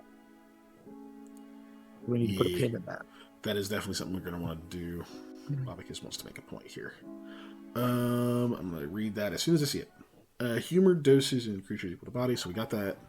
If you do not have bloodletting in a game about the 4 humors, I will be disappointed. No. I feel like that's going to have to be a thing. Like, that's probably... Well, that's how you harness humors in the first place, right? If you have them and you need to expend them from yourself, you can do that, so... Yeah, I think if we get to the thing where there's, someone's spent too much or whatever, you know? Mm-hmm. Or, honestly just any of the like the medical or surgery checks being done. Yeah. To try to readjust someone's humor so they don't fucking die. Yep. is gonna be that's probably a component of it, is trying to extract certain ones enough that like they get back in balance and then like infuse to correct levels. Yeah, Panda, if That's you're like a whole listening well enough, you know how we always make terrible parody songs of things? We now need to take the Peaches song from Mario and do leeches. Oh God. Oh, there you go. Okay. But yeah, bloodletting, 100%. That's probably, I have a feeling we'll probably be able to make that like a talent or something, where it's it's like a really quick way to do a thing. Mm-hmm. That'd be kind of cool. Anyway, but yeah, like collecting, you're gonna be collecting blood from shit to try to fuel your magic. Yeah. How else will you use air magics? Okay. So I think it's a check, right? It's a body check. Yep. For the sake of medium rests being practical for like if you're in hostile territory, I feel like they should still get a check, but it's harder. Mm-hmm. And then you get like a base check of some kind that can be made on a long rest, right? That's what I was going to suggest, is that the difficulty of the check all sorts, yeah. has to do with the size of the rest, obviously, but on a short rest you don't get to recover because short rests absolutely are not short. Yeah. Or you know what? No, fuck it. I say maybe we just baseline, we go long rest. You can do it on medium, but that's will be an ability or a talent or something, right? Sounds good to me then too. Well, we've talked about how we want to add those kind of things in there, so I'm fine with that. Yeah. Okay. So we say. And again, if it's too hard or there's not enough or whatever, we change it during playtesting. What's the point? Yeah. So yeah, I like just setting it as just long rest to start with, and work from there. And I'd say since body does not scale with level, the recovery shouldn't scale, right? Okay. It's just a body. I think it's just a body check, right? Straight body check. Yep.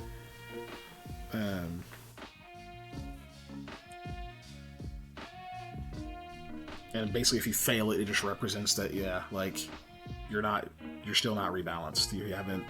Your body hasn't set itself back up properly yet because you already threw it so out of whack by expending a significant portion of the humors that you have. Yeah. Which should not be done. It is, generally. I think it is inherently just a thing in world where it's like, look, if you do that, you're going, like, even once, you have fucked yourself up. And it could have long-lasting effects. You may not recover on your own. Looking at you, body one people. Listen, that went in Ren's eye socket and out his ear. Oh god. Check. Should we have it be a maximum of one recovered as base? Yeah. You think so? Okay. At least for now. Again, check subject to change, but yeah, I think one. With any successes, recovering 1 unit of 1 humor, and that's it. I think there will be ways of all sorts. Yeah, and I think we'll have ways to modify that, you know, whether by assistance from other people, whether by abilities, whether by whatever, but I think just base that until we can, again, if we see in testing that it's too much, not enough, whatever, in this case, most likely not enough, we'll change it. Right.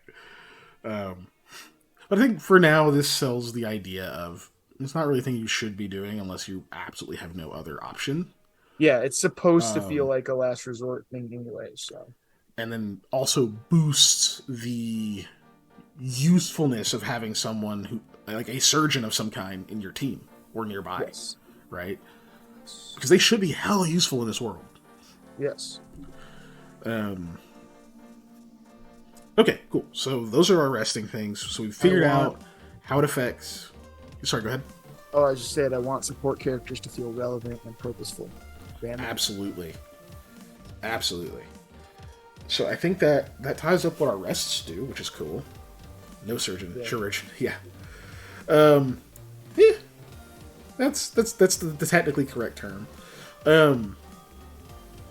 Which I think, because they're going to be operating on kind of a mix of old-timey, completely defunct medical practices and actual, what we know of as medical practices in this world too, because whereas here, the Humour's thing is obviously, it's quack. That's not going to really help much, treating someone based on those texts.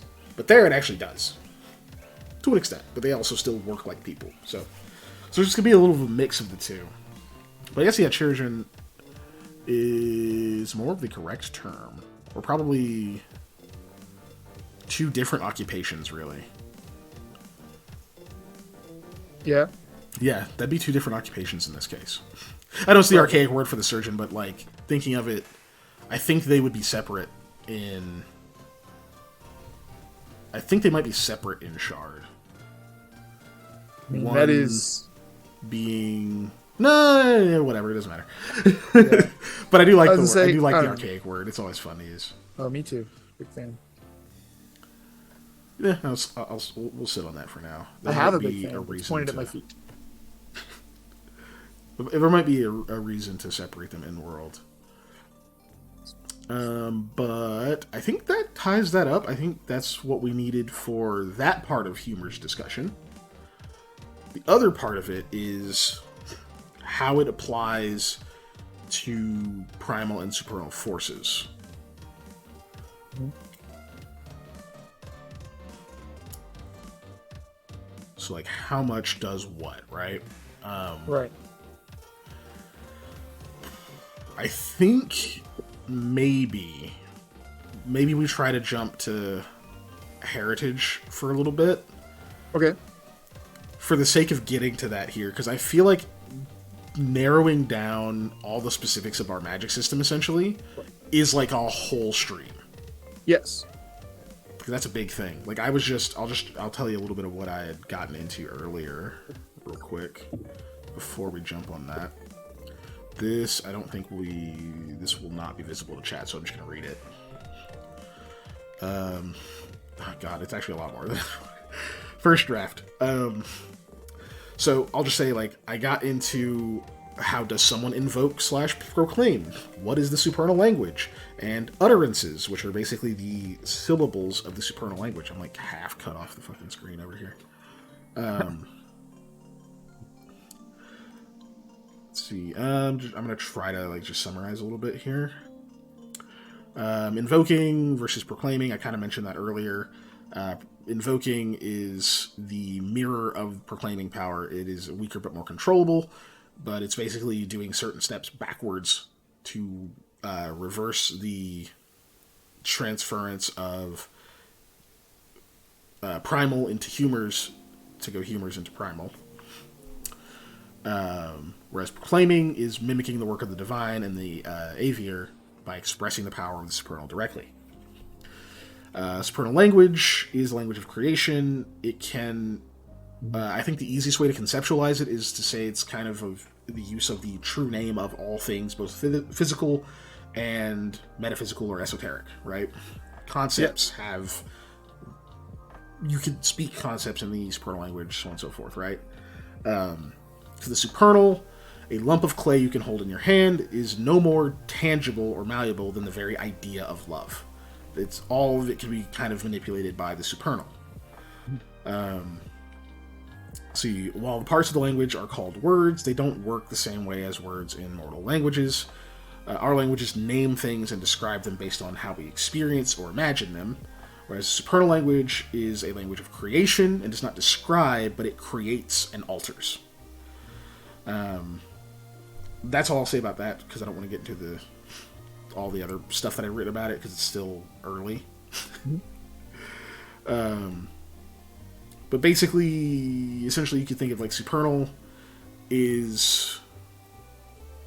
It doesn't matter. That's enough of that. The utterances, I've come up with 3 steps so far. Essentially, you have the first utterance is indication, the second is the decree, And the third is the designation or demand. The indication is the first necessary step, and it is the part that takes... That's the part that, like, you get all of your training of your clergy and of your invokers, because they have to learn to essentially speak with their soul. They can't just do it from the material plane, because they're not using a language that's all about auditory emission and reception. See, I wrote, this is the part that requires the initial training for either proclamation or invocation. The indication requires one to speak from their soul. When someone speaks supernal, it doesn't produce an auditory language, but rather different listeners may hear different things, depending on their perception of the effect being created. So, it's not like you can just listen and learn it, because you're not gonna... the auditory part is gonna be different. You may hear a lion roaring, or a hailstorm, or whatever, just kind of based on your perception. Anyway, sorry. The indication is when the force or physical thing that you're trying to affect is specified. It is where you are directing the rest of the word, directing the power. Let's see, without the indication, one's voice will not reach the force or object. If you wish to use the humors you have on hand or energies nearby, this is where you indicate specifically which ones. For example, this is where you would indicate the water in your canteen as the subject of your proclamation or invocation, or a nearby campfire. Let's see. The second part, the second utterance is the... That's why I just disappeared. Is the decree. That's when you announce yourself on a soul level to the target, calling on it to appear. This is read in its normal form if you are proclaiming. This is the part that is said backwards if you are invoking. And then the third is the designation or demand, which is pretty much when you're like, this is what you want it to do. My examples, again, these are first drafts, so... my examples, one of proclaiming is, I point to a boulder and speak the first utterance. I speak the second utterance to bend the boulder to my will. I speak the third utterance to cause it to turn into a huge hammer for me to wield. Invocation, I produce a vial of melancholic and speak the first utterance. I speak the second and turn the humor into a cloud of whirling sand. I speak the third and send it outward to fill up that guy's helmet and scrub it around in his eyes. Oof. As an example. I mean, that's a good example. Oof. Right? Yeah. That'd be fucking horrible. But, there's just kind of things I thought up. So, anyway, that's all that stuff. That's like, to figure out how many humors you need to do what, is going to take a little bit. I think that's a whole stream. Yeah. But that's what I'm going to be working on, so we get all the concepts down. Like it. But in the meantime, let's actually look at our races / heritages. I wish that word didn't sound so clunky in plural. That's the only problem Heritage I have with it. is Heritages. Heritai. Heritai. Heritages. Anyway, the races of Shard are divided into heritages, one for each humor. The people of Shard are not in total balance of humors, as those on other worlds are, and tend to possess more of one than the others, by comparison, of course. This creates minor effects in their physical appearance, but also an affinity for specific humors and their primal energy. Heretics? No. Heritages. Heretics, where? Anyway, sorry. Look in the mirror. No. Yeah, dude, you're not lying, man. Nah, you're an infidel, not a heretic. I am both. You have to be preaching a different doctrine outside of atheism. Anyway, Shard itself was born out of a rift, the largest and most powerful that has ever existed. Its people, as well, trace their origins back through this rift and others from lands beyond and forgotten forever. Anyway, I read some of these whenever I was doing my lore stream Friday, but we're going to go over them again because this will actually make a video. First race. Dave, have you read these since I revamped them? Probably not. This is this is your first time. Okay. Okay, so races are the Sangha. The Sangha have an affinity for the sanguine humor. That's blood. And the element of air. Laurel. I missed something. No, it says lore, and then there's 2 exclamation points. Lore. It looks I like thought an L. Okay, It's 2 exclamation points. Stupid. We're tired, everybody. I'm sorry. Fucking stupid. Okay. Yes, lore. Yes, lore. The Sangha have an affinity for the sanguine humor, that's blood, and the element of air. Their hair can be snowy white, pale blonde, or bright pink. Despite the fair colors of hair, their skin is either ruddy and rosy colored or swarthy earth tones. Their eyes can be pale yellow, green, blue, or violet. Their drive color is red. So just so you know, the drive color thing, it's just a thought I had of like if you spend a bunch of drive, your eyes change color based on your heritage. Oh, neato. I like that. Just thought it might be cool, aesthetic cool. Effect, you know? I also just like the word swarthy. I just want to say that. That has no bearing impact on it. I just enjoy that as a descriptive word. He's good word. It's good word. Okay. There's good more, yeah. Physically unique traits. All Sangha skin is marked with darker or lighter fractal birthmarks, reminiscent of lightning strikes, over spaces as small as one hand, to as expansive as their entire torso. So they have like lightning-shaped birthmarks like all around. That's cool. Sangha have slightly pointed ears and sharp, slightly enlarged canines, and sharp teeth, and with pointed ears. Sangha do not suffer from hereditary hair loss, balding, or fading of hair color. In fact, their hair continues to grow faster as they age. Huh. Some of these are just little flavor things that I thought made them fun. Sangha are often creative and naturally spontaneous. Sangha retain their adolescence for longer than other heritages, but also develop very quickly throughout it. Their teenage years tend to be tumultuous and lively, and they often have difficulty adapting to life where they need to plant their roots. I'm not going to read the physical adulthood stuff, just because this stuff is like, I don't know, it's old. I'll read it, and we'll see what happens. Average physical adulthood, adolescence completed, is at 20. Probably won't stick. Average height, 5'6". Average lifespan, 88 years. The Melonk is our next one. Wait, hold on. Did I admit? Oh, you know what? I skipped. After I went to drive color, I skipped. There's a whole other section here. Sangha spent their earliest days fighting with their cousins, the Sago. Larger, pale-skinned, feline-like Sangha that drink blood for sustenance. No one remembers what the Sangha looked like in the years before their constant battles and enslavement to the Sago, but who they are now has persisted for centuries. So they might have looked different before they were enslaved by these guys and eventually escaped. Okay. That tracks. So basically, when they came out of the rift initially, they were under the rule of these Sago, who are probably still out there somewhere. That sounds like a cool arc to me. Right? Plot point. But also, it also raises a question that I was thinking of, like, should there be other... Should we expand into more heritages that are less human? Because I know a lot of people get an enjoyment out of that. I'm the basic bitch who always plays a human. But I know a lot of people like to play, like, more different, like, non-people races because it's fantasy, right? Yeah. So maybe we have things like the Sago available to play or whatever, right? But question for another time. But that's partially because the bonuses to being a human in Pathfinder are really good. They're fucking good. You get an extra feat, you get more skill points. Yeah. Hard to beat that.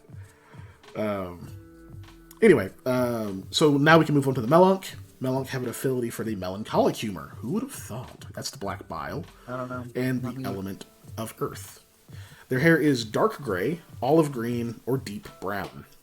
Melonk skin can be swarthy tan, olive, or caramel colored. Eye color can range be any range from red to orange, but never quite fully yellow. Their drive color is green. The first Melonk awakened near a huge, smoldering meteorite. It let out a psychic scream that drove them away, far across the lands of Colmir, where they formed tribes and wandered until the Great Settlement. Ellie says gnomes, hobbits, short people. Yeah, I mean, you can always be short. He can be short. But yeah, I guess we could try to think of some like small races. Halflings also do have like to play cool bonuses in 5e specifically. I like the halfling bonuses in 5e. Halflings are pretty dope. Okay, physically unique traits. Melonk nails and teeth look more like quartz, onyx, or marble than bone or keratin. Sangha have small horns on their heads, but they're not always symmetrical. They have from 1 to 6 horns, always matching the look of their nails and teeth. Okay, so they've got like cool like marble. You're probably only gonna have like marble or only gonna have like quartz. You're not gonna Exactly. mix and match It won't be mixed and matched. It'll be all the same. Melonk easily retain any advanced level of fitness or strength gained compared to other heritage. Many hold on to their physical peak without much work at all, even into old age. This doesn't just affect the elders, though. They build muscle much easier, and thus they're rarely lithe or thin. Melonk are often patient and naturally thoughtful. Melonk mature physically faster than other heritage, but their physique continues to improve as they age rather than degrade until they enter their last few years. Melonk are often late bloomers and have difficulty matching the pace of their peers in their youth. Physical adulthood, 15 years. Average height, 6 foot. Average lifespan, 95. Which is a fucking high average. Yeah, that is high average. I mean, 88 is a pretty high average too, but 95 is fucking high. But they're late bloomers, so, you know. I figured it was fitting. So now we go to the Fliga. Fliga have an affinity for the phlegmatic humor, or phlegm, and the element of water. Their hair can be pale blue, light brown, or a mixture of cool colors and earth tones. So, just kind of imagine that in your head, seems pretty cool. These are the ones I was laughing about in the Discord, actually. Their skin is fair and pale or bluish in hue. Fliga eyes can be yellow, red, brown, or dark gray. Their drive color is blue. The first Fliga were rejected from the oceans by the Mer. In truth, it's unknown whether they were outcast or specifically bred to walk the land, never to return to the sea. Either way, they fought with the first settlers on... it's supposed to be alongside the first settlers on Clomere and integrated with their people. With makes it sound like they battled against them alongside. Against stuff coming out of the rifts, of course. Right, yeah. Physically unique traits. Fliga all have blue or silver marks across the sides of their necks, resembling gills, and subtle shimmering scale-like growths on the tops of their feet and backs of their hands. Fliga also have somewhat pointed ears. This is the part I was laughing about. Fliga don't develop wrinkles or skin blemishes at all until their physical decline later in life. Their skin doesn't lose elasticity nearly at all until they near their end. It's very challenging to tell a Fliga in their early 20s to one in their 70s by appearance alone. That's why I was laughing about it. It's just like, fucking like, hot old people. Yeah, it's just like hitting on somebody. Turns out it's like your friend's grandma. You're like, oh, shit. Yeah. She's like, no, child, you're much too young. Oh, damn. Fliga are often practical and naturally perceptive. Fliga mature quickly both physically and mentally and maintain their peak condition longer. However, when their decline begins, it is often rapid. They do that like fall off a cliff thing. Many Fliga find it very difficult to cope with this twilight and decline of their physical ability. Adulthood 15 years, average height 5'10", average lifespan 82 years. I think all of them just have like naturally higher, like longer natural lifespans than people, but they usually don't get to live that out. Yeah, Shard is a hard place. Yeah. That was Fliga. Cool. Kalir. Part of the text on this is going to be a little rough because I just wrote it earlier. Kalir have an affinity for the choleric humor, or choleric humor, the yellow bile, and the element of fire. They often possess hair that is bright red, strawberry blonde, fiery orange, and reddish brown. Their skin is walnut, honey-colored, or reddish in tone. Their eyes are bright blue, red, or light gray. Their drive color is orange. The first Kalir, were born only after a group of heroic villagers in ancient times set out to close a rift from which fire spewed continuously. A presence within, calling women of the village into the flames with dominating powers of suggestion on the night of new moons.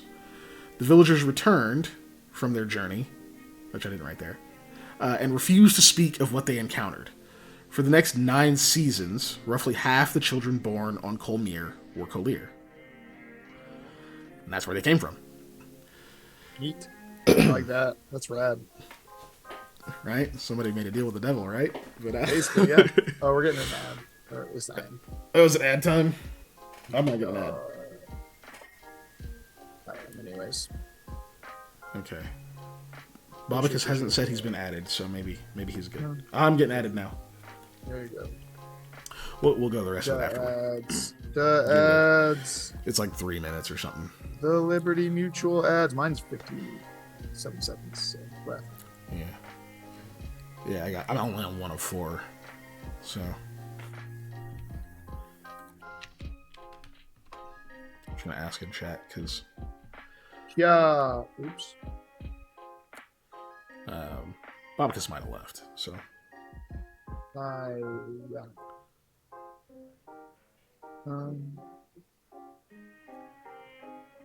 Oof, fingers. Okay. Hey, I'm gonna keep going. What category would you consider yourself to be most similar? We can answer that after we've read all of them. Yeah. Ellie asks, "What category do we think we're most similar?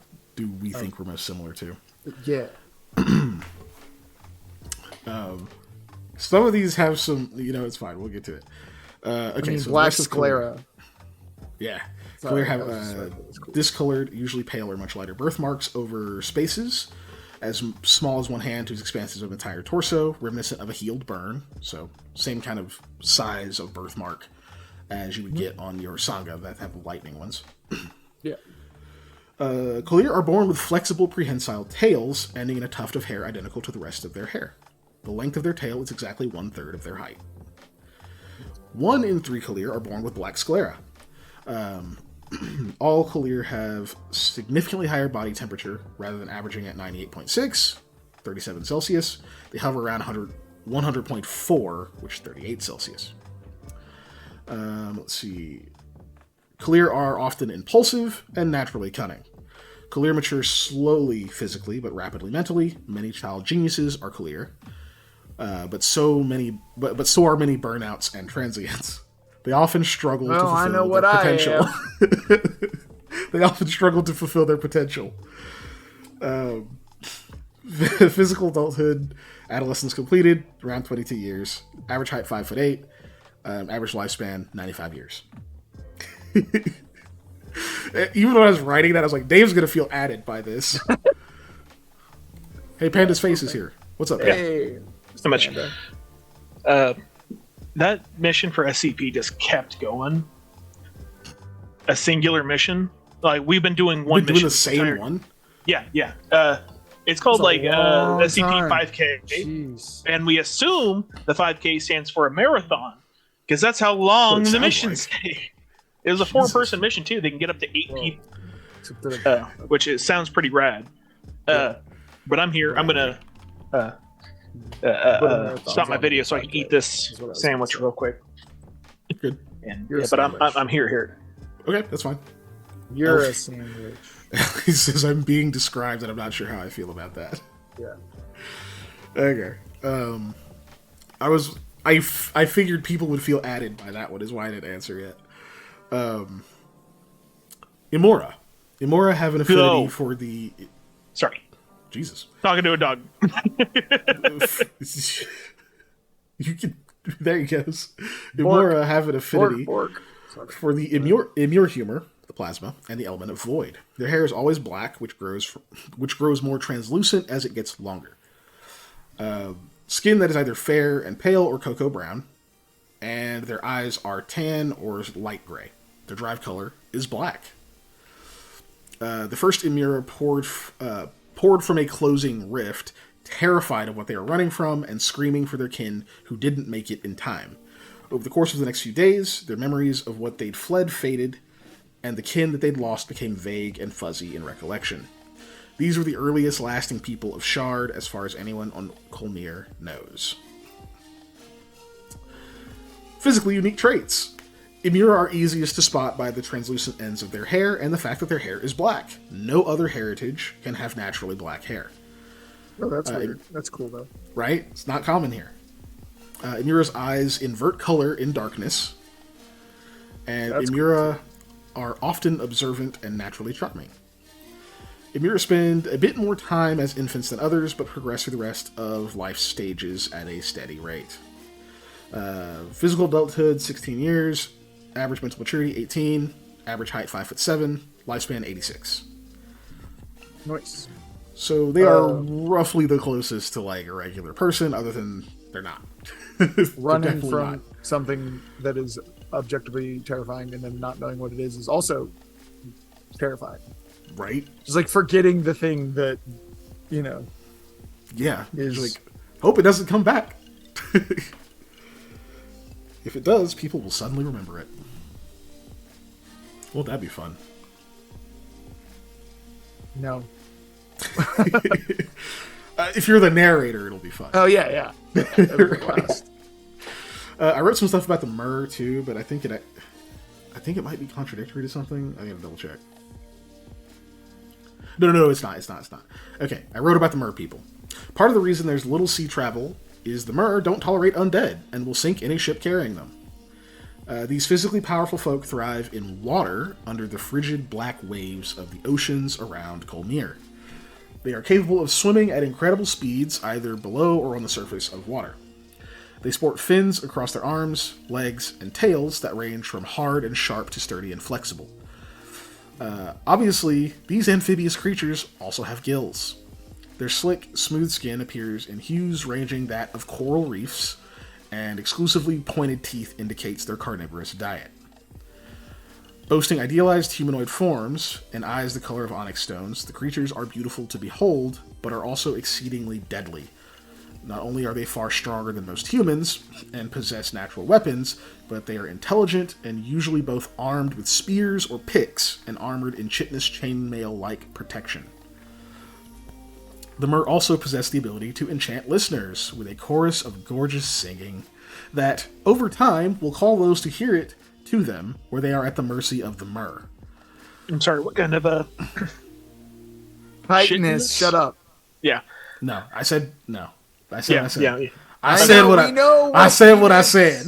Okay. But we know how it's spelled. The English is dumb, I refuse. Yeah. Chitinous, chitness, same thing. I know it's chitinous, but yeah. Chilitinous.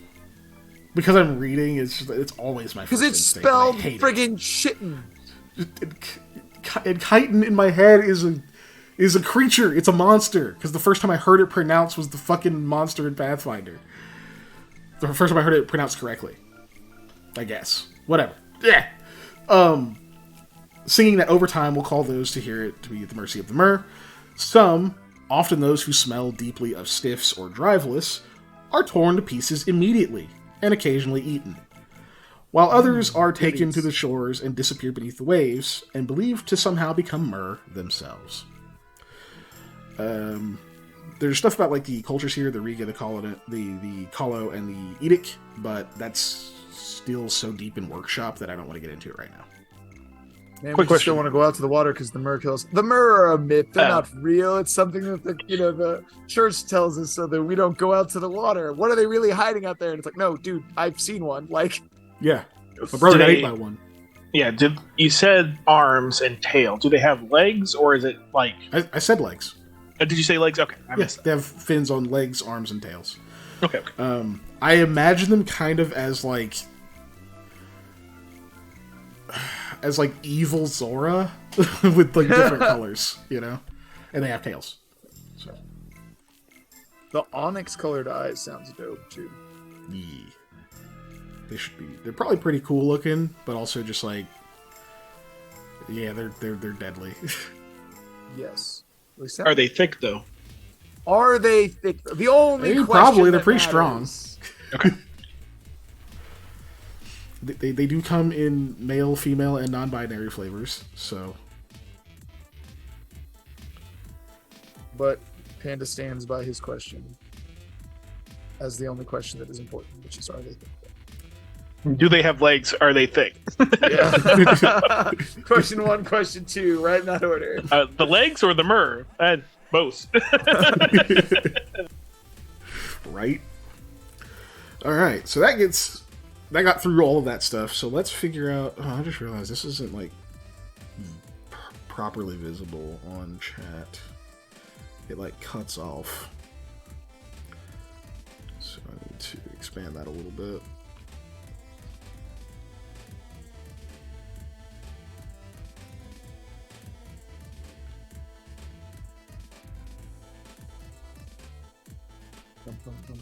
Okay.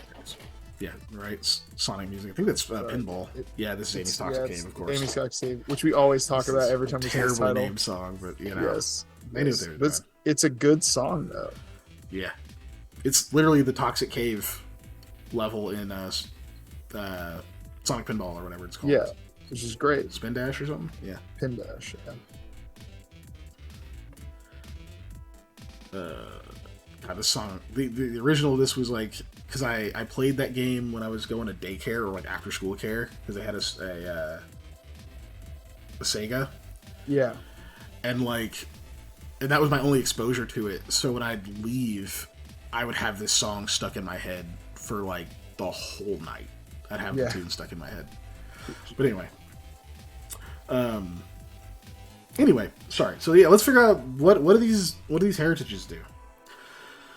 Let's start with the Sangha. So immediately, one of the things I thought of that'd be dope for the Sangha is they could have one of the only like self-healing mechanics in the game. Yeah. Drinking blood. Oh yeah. Yeah. I was thinking that might be a thing, that they can recover hit points by consuming a dose of sanguine humor. Cool. I like it. Like, obviously we need to figure out limitations on that, right? But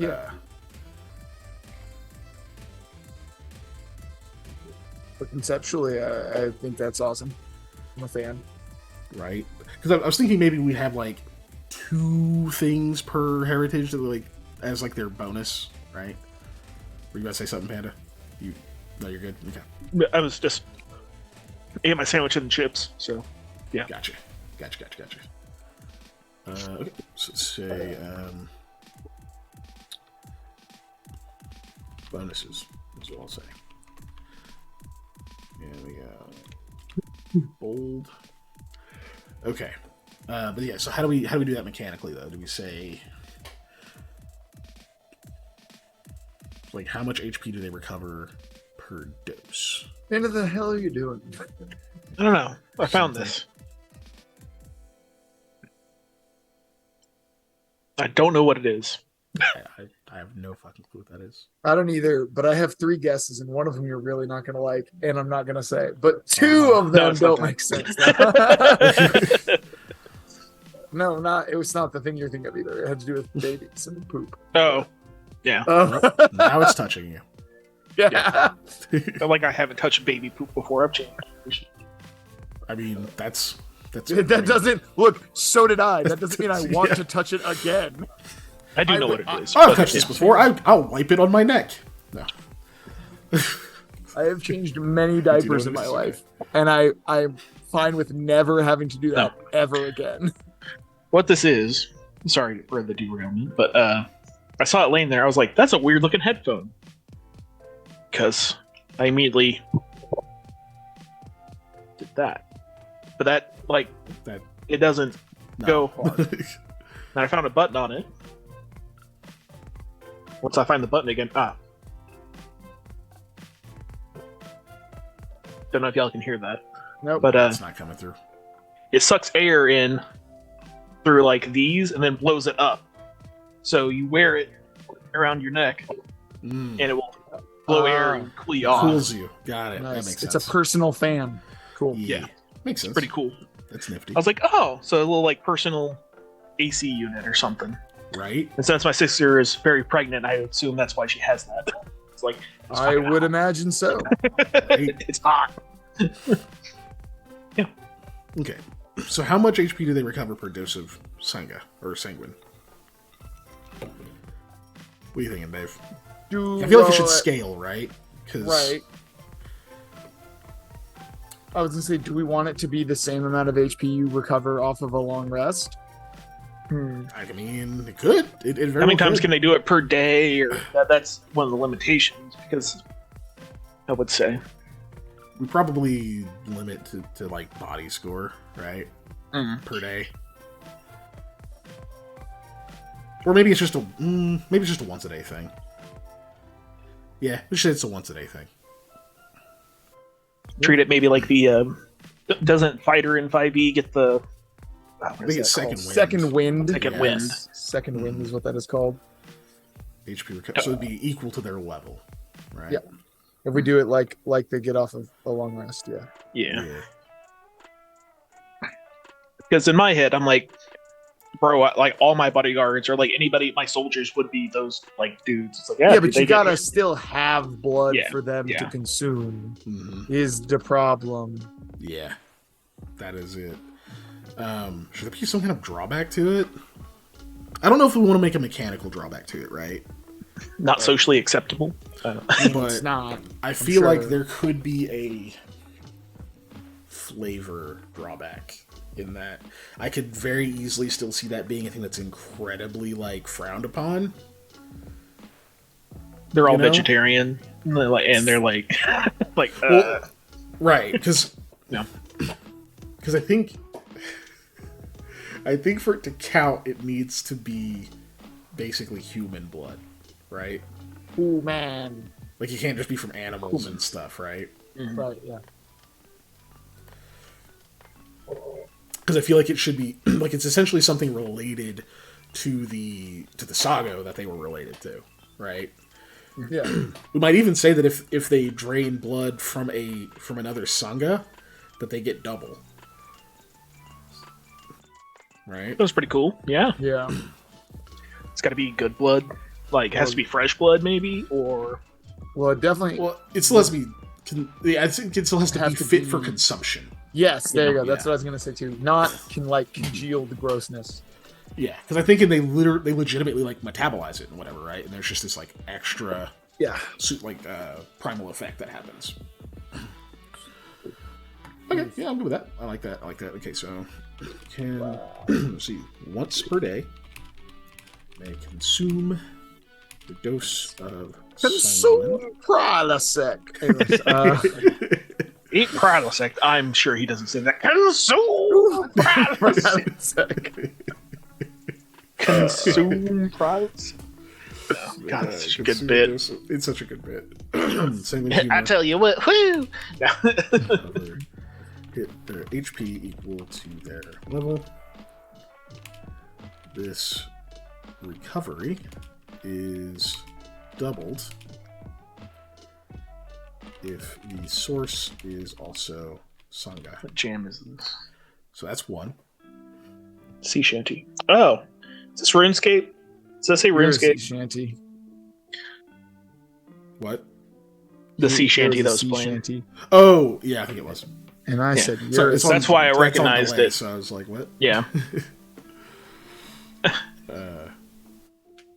Put a lot of hours into RuneScape. I did too, and then I just like suddenly stopped, which is kind of my usual bag with MMOs. Is like, there's a moment where I'm like, this kind of feels like work, and I just never touch them. yeah, I made an account and then decided that is exactly what I would do. And this was like in high school. And then said, I have better things to waste my time on. I mean, don't get me wrong, I wasted my time 100%, and it was probably Resident Evil 4. That's not the point. For me, I just didn't have a computer whenever I was playing it. I had to like play it at a friend's house. Yeah. And then when I got a Dog might computer, need to I was go out. writing. So I'm gonna go let dog out because it keeps staring. I don't know. It's because I ate a sandwich recently, or what? So I'm gonna go let dog out. Oh, sorry. So, Oh, okay, so that's one thing that the Sangha get. So based on their, they're in. This is in Races and Cultures, by the way, if you wanted to look sick. to be able to see that without having to look at the stream. Yeah. Let me scroll. Hold on.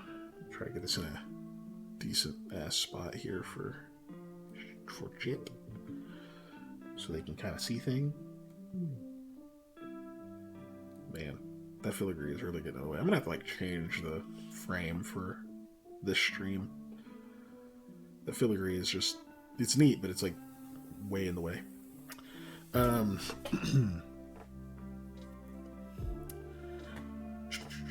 Okay, so we know their affinity to air. Kind of have some sort of like feline typeness going on. The blood thing, when I read through it earlier, was the only one that like really stuck out that I was like, oh, that'd be cool. I mean, we could give them like a bite attack too, since they do have the sharp canines.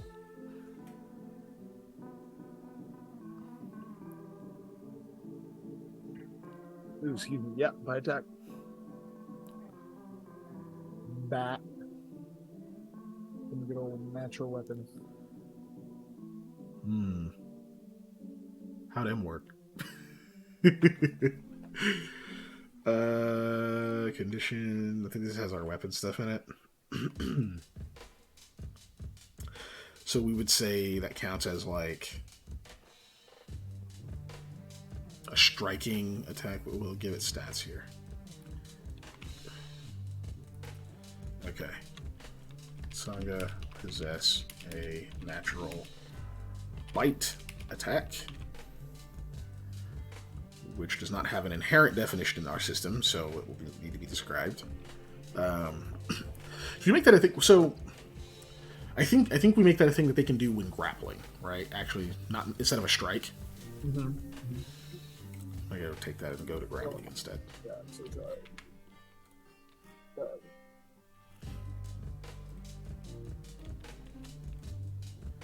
Because bite attacks are always weird on people to me. yes. On things that are not like inherently built to bite as a defense mechanism. With stuff like dogs, it makes sense. Their head's very forward, they're explosive movements, they've got these like big jaws built for that, right? But like a person trying to bite you in a fight is like a whole ordeal. You can't just be like, ah. Yeah. Like you gotta like grab them. It's like there's a whole lot more to it. You gotta Mike Tyson. Yeah, you gotta Get him in a position and then just ah. Yeah, get that single right on the tie. ear. Or Vinner like that. But yeah, so like I feel like this is a thing. This isn't a strike. This is this is an attack that can do while grappling. Can be done when grappling. I mean, Ellie says, going for the neck is a valid strategy when necessary. I mean, absolutely. It's just gotta mechanically looking at it as like a. If we're just like at striking range and you just are like, I'm gonna bite you in the, I'm gonna punch you in the snapping face. Snapping at people with the teeth, yeah, dude. Like, punch you in the face. That is asking for the meanest uppercut. That's an express ticket to uppercuts. The biggest whiff punish. Just smack. Boom! That's it. Fight's over. You have no teeth. Give me your teeth. Yeah. You better count your teeth. Anyway, then when grappling, and I'm just going to paste that here. So adding 1d4 HP damage will be damage. So instead of just doing the 2d6 stamina that you would get for doing the grappling damage, they get to add a 1d4 HP damage. Cool. If they choose to bite you. If they choose to bite. So basically to add a strike in there. Yeah. So, scary to grapple with. Imagine a fucking brute Sangha that just like hulks its way across the battlefield, just absorbing bullets. Just bite the head off of somebody. And then regain some HP using their once per day ability to drink blood. Right? Fucking bullet wounds closed. Like, that ain't a person. I don't like this. I'm gonna retreat first, so all of my slower friends are in his way. Okay, cool. So that gives us the Sangha thing. That gives us that. On to the Melunk. I don't like that this has that voice in it. That was weird. Yeah, I was like, I just got done playing SCP where they're like, ignore the voices. It's like, I'm still playing. Oh no! I never stopped playing. Oh. But all right. on to the Melonk, Dave. What do you think for the Melonk? So they've got the like horns. Can we give them like a headbutt? Can we give him a headbutt? Yeah, dude. We could. We could definitely give him a headbutt as a strike. I want to headbutt things. We could give them a... Or like a headbutt that does bonus or something. I don't know. Yeah. Because I imagine everybody in theory can headbutt you. Yeah, but they have a horn. So like a normal headbutt would be a strike, right? It's just a regular one. But there's some bonuses.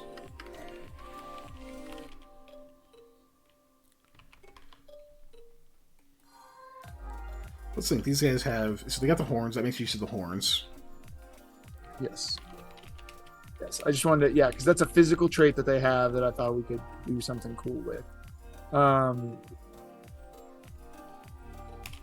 Let's see.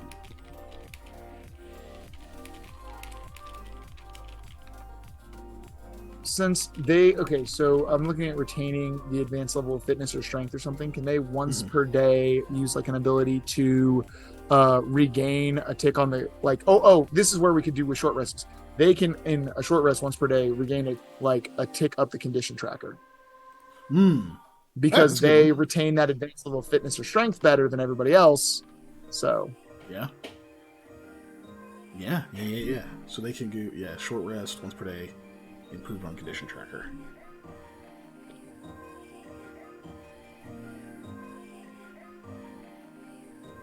Yeah. I was thinking of wording, but it's just fine.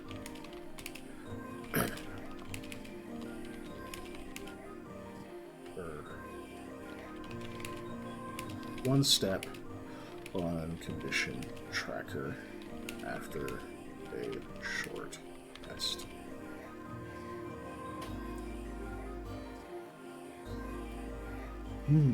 Yeah. Because we don't want it to be too powerful. Yeah, we don't want it to be too powerful. So that's a good one.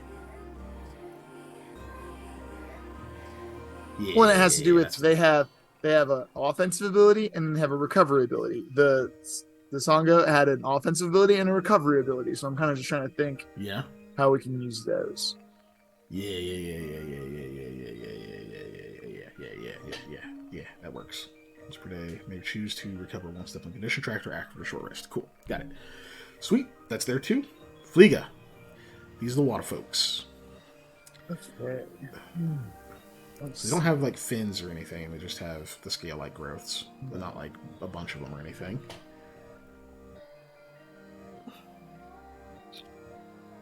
And they're like flexible. Yeah, very flexible. Very...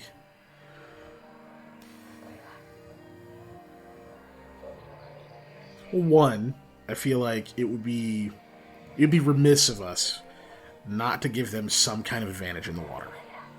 Yeah, I was trying to think of if we gave them like really limited water breathing or something like that, but I'm not sure what exactly to do there. Just give them like...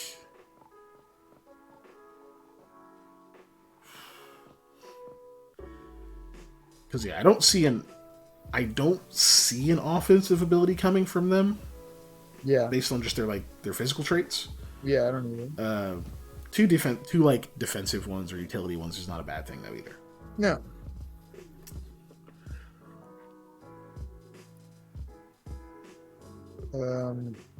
We don't want it to make it only around water though, because otherwise it's like, okay, cool. So you play these guys who are going to be in the water a lot. Yeah. And then otherwise pick someone else. So, okay, so one, I'd say, like, we say, I'm cool with them being able to hold their breath a long time or something, or, like,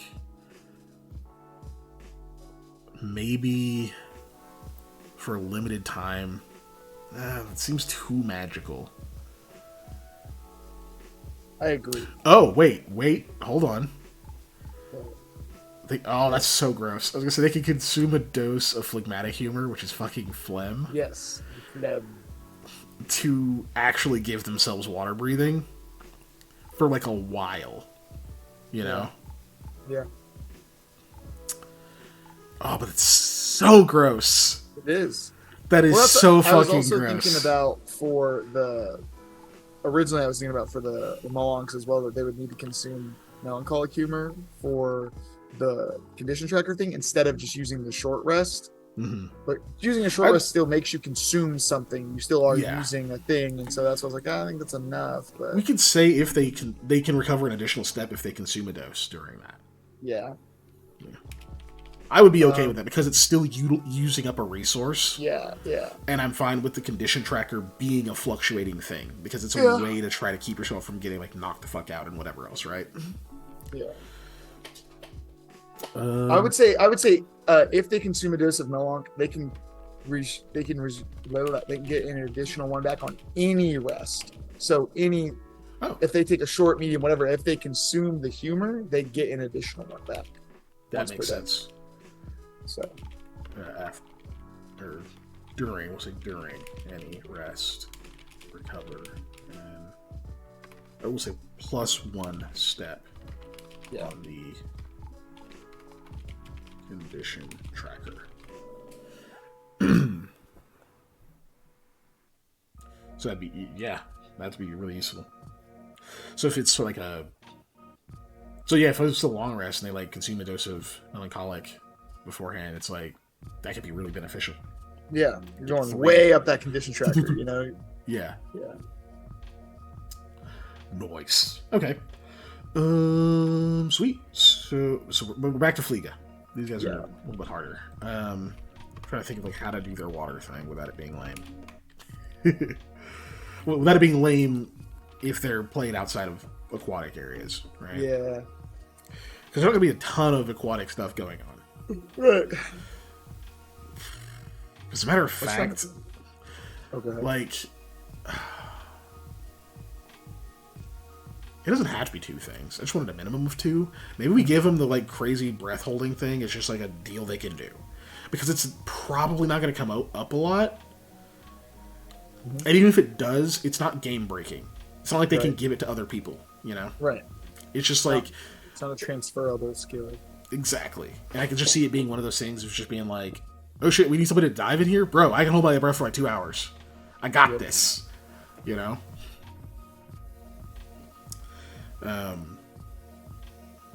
Or maybe not 2 hours. You ever wanted to hide inside of a water barrel for an extended period of time? No. Let's make it an hour, but make it necessary for them to be in the water. Like they have to be submerged.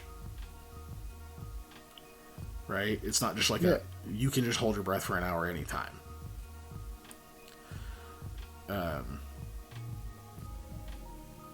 Like as a reference to like maybe they have some kind of like incomplete gills or something. So they are filtering some amount of oxygen in that whole time, which is why they can stay down so long. Mm-hmm. But it's not enough for like days or anything like that. Yeah, to like function off of realistically. Okay, so so I think that sets us up a precedent where we have one thing that's a physical trait that they have based off of their physicality differences, right? And then we're going to give them one thing, if we're doing 2, we give them one thing that's based off of just utilizing the humor. Even if it is just a bonus to the physical trait, whatever it is, just utilizing the humor allows them to do another thing better. So then we just got to kind of come up with a thing that they can also, do or whatever with this. Even if we want to extend it, let's say if they consume a dose of phlegm, they have way more than just being able to hold your breath straight up, right?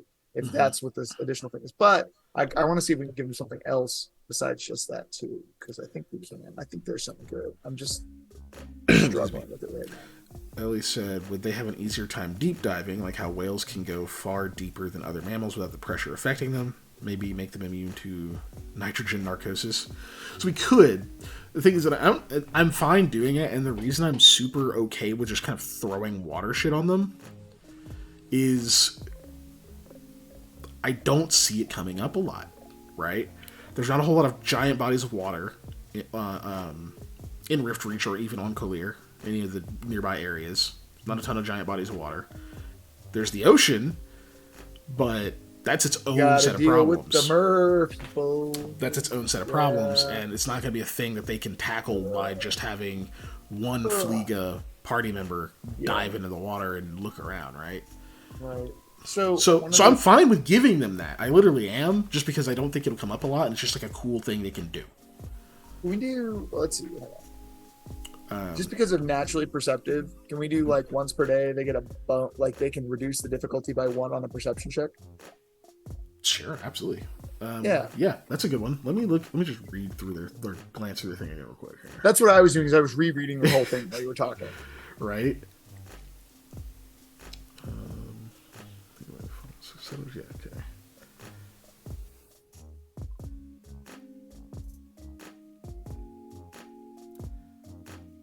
Perceptive. Yeah.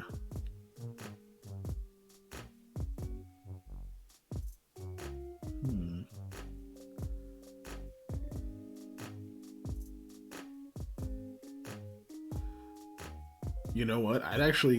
This seems powerful, but I'd be honestly okay with saying that Fleega they just get the talent dot for perception. Okay, yeah, that's because they're cool naturally perceptive. Yeah, that's fine too. I like that. Just give it to him, because that also offsets the fact that the water breathing thing is not going to be not going to be able to be utilized as often. Yeah. Let me see. What did I call it? Word brain good today. Sorry, folks. Yeah. There it is. Yeah, it is. I'm like travel hungover right now. It was a long trip. It was a fun trip. That was a long trip. I'm very travel hungover still.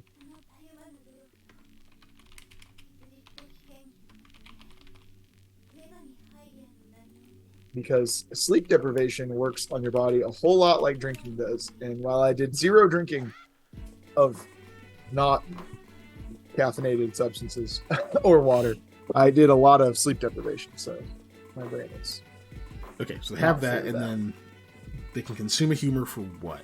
The only thing I could think of is they can get like a body buff off of it because they descended from the Mer, who are like physically superior generally to people. Yeah. I don't know how long it's supposed to last or anything like that. Right. So go ahead. So I was thinking that's a good one, like a buff to the body of some kind, or they could use it to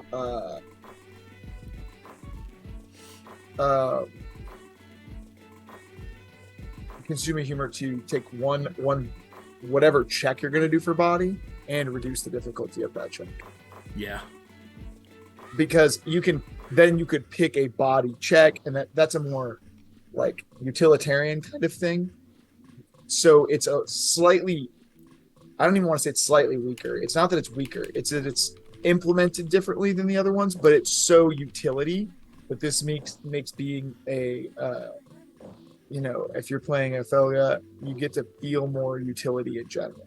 I feel like as a player, you're like, oh, I get to build. I can use this race to build a really cool utility person if I want, and if not, I get to be a really specific person but still have some utility traits, even though I went super like specific instead of going utility, right? So it kind of makes it reasonable to do multiple styles of build with this heritage. If the let's see, once per. Because I don't want them to have to try to consume it before they do the check, or like not like as, if they're like trying to push a boulder, then I don't want them to have to be like, okay, pop the cork on this and like drink some phlegm or rub it on myself or whatever, or just like absorb it, because grossness. But I'm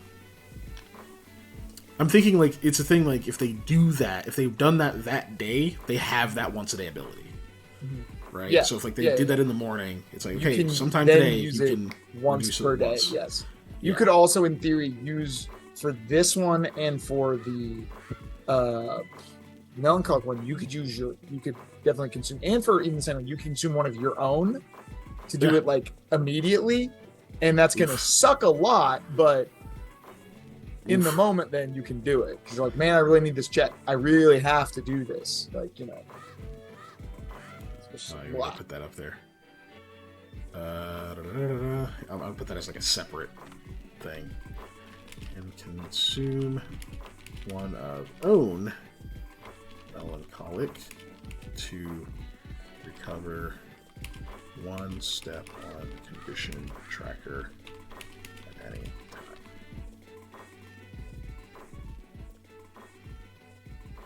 Or shit. Maybe they should all have a different thing they can do with drive too.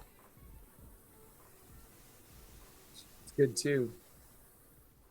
I don't know though. For right now, let's. I say we knock these out and we go back to doing an individual with drive as well. Yeah, since we're already like halfway through at this point. Yeah. I don't want to double back. I want to just and we're running low on time. I want to make sure we get through all the other three of these. That was Melloc, and then God. Recovering HP by consuming your own blood sounds so stupid. I don't think I can put that down. It does sound stupid, but you know what? I don't know if I can write that one. Yeah, it's fine. It's fine. It's not like they bite their arm and drink it. It's like, yeah, it's literally converting it into energy in their body. Yes. They consume those own. That would be hilarious, though. Visually, it's just like, oh, it's like, what are you doing? I'm getting stronger. Reminded of stories of the Ouroboros at this point. You're healing. Okay. All right, buddy. Sure thing. Ah, shit. I think I typed. Yeah, I did. Okay. Okay, back to Fliga. All right. We can play reading perception. Okay, so how do I type this? That's by consuming a dose of phlegmatic humor. The Fliga may once in the same day. You said reduce difficulty on a body check? Yeah, on a body check. Reduce difficulty of a body-related check by 1. Wait, are we referring to difficulty as number of successes needed, or are we referring to it as target number? Target number is a lot stronger, and I think is probably better. Yeah, especially it's a once a day thing. Whereas difficulty, just reducing it by a die, is still helpful, but might have diminishing returns as they get like stronger. And it's like, okay, cool, I knocked one off of it. I don't know. I think for now, let's just go with we'll go with target number. I know that's the stronger one, but that's what I was thinking of. Cool. That's what I was thinking too. Okay, because difficulty in White Wolf is target number. Right. So that's target number was what I was thinking of as well. Okay. So we'll go with that for now, and if that proves to be too good, we can tweak it. But yeah, that's what I mean. That's dope. It's just a once a day thing. I don't think it's once a day. But we'll see if it's too good somehow. Yeah. No biggie. Yeah. Exactly. We'll figure it out. I doubt it. That's just nice to have. To be like, okay, cool. My 4s succeed now for this one roll. You know. And because we're using D10s instead of D20s, one number is obviously double as good for reducing the DC, and if you're going on Pathfinder, of a check by 1. Yes. You're reducing it by 2, so that's like instead of needing a 15, you only need a 13 in a single D20 roll. But this is, you're needing multiple successes on this, and needing a 4 instead of a 5 is just so much better. It's fucking increases good. Your odds by a ton. Yeah. It's real fucking good. Okay, so that's them. So they can hold their breath for 1 hour when submerged. They're immune to nitrogen narcosis because Ellie wanted it. Fliga begin play with the talent rating in perception, and by consuming a dose of phlegmatic humor, the Fliga may, once in the same day, reduce the difficulty target number of a body-related check by 1. Cool. Like it. They shaped up. Yeah. People will like that. That's fun. Collier. These guys are interesting. Tail choke. No. Yeah. Like doing so with their tail is be cool, right? Like obviously, just having a prehensile tail. That already, like, that's good. It's the third the length of your height. So let's see. For me, I'm 5'9". So just for easy math, if you're 6 feet, it's a 2-foot tail. Exactly, right? it's a 2-foot tail. Easy math, which is basically it's not an arm, right? But like, yeah, it's pretty close. It's pretty good. It's pretty good. I mean, we could give them some kind of fire resistance as well. It's true. Yeah, we could give them some kind of fire resistance. So yeah. Let me put the bonuses. So obviously, the prehensile tail is its own thing. You can hold stuff in your prehensile tail. Like, what else do we need to say? It's like having free mage hand, but only within 2 feet of you. Right. Hold stuff in it and swing from vines if you want. That's a goddamn bonus.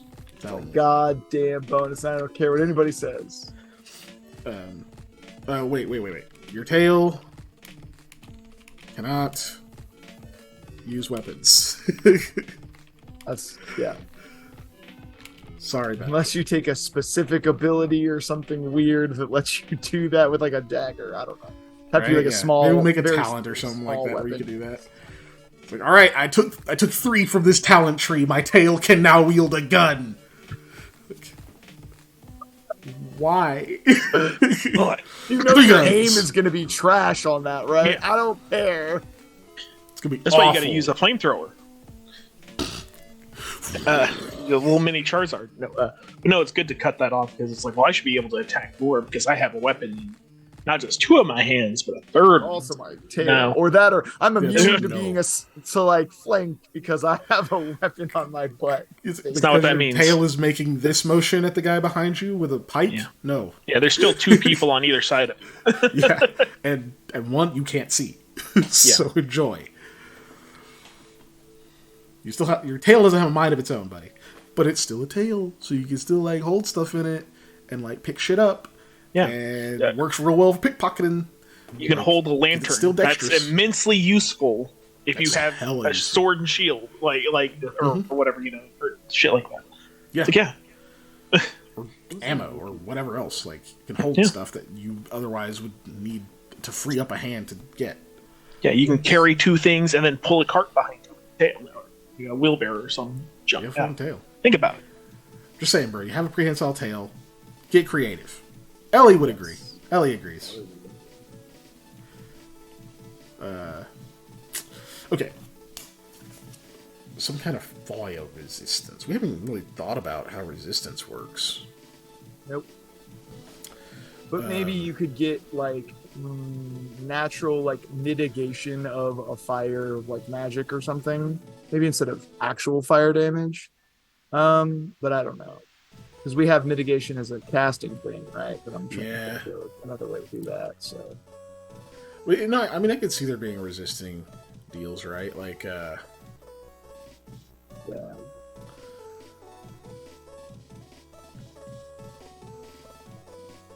I mean, that'd be cool because it also fits the kind of weird like we gave him this sort of like tiefling / devil flavor too. You kind of have that, yeah. Okay, I'm thinking, what is it?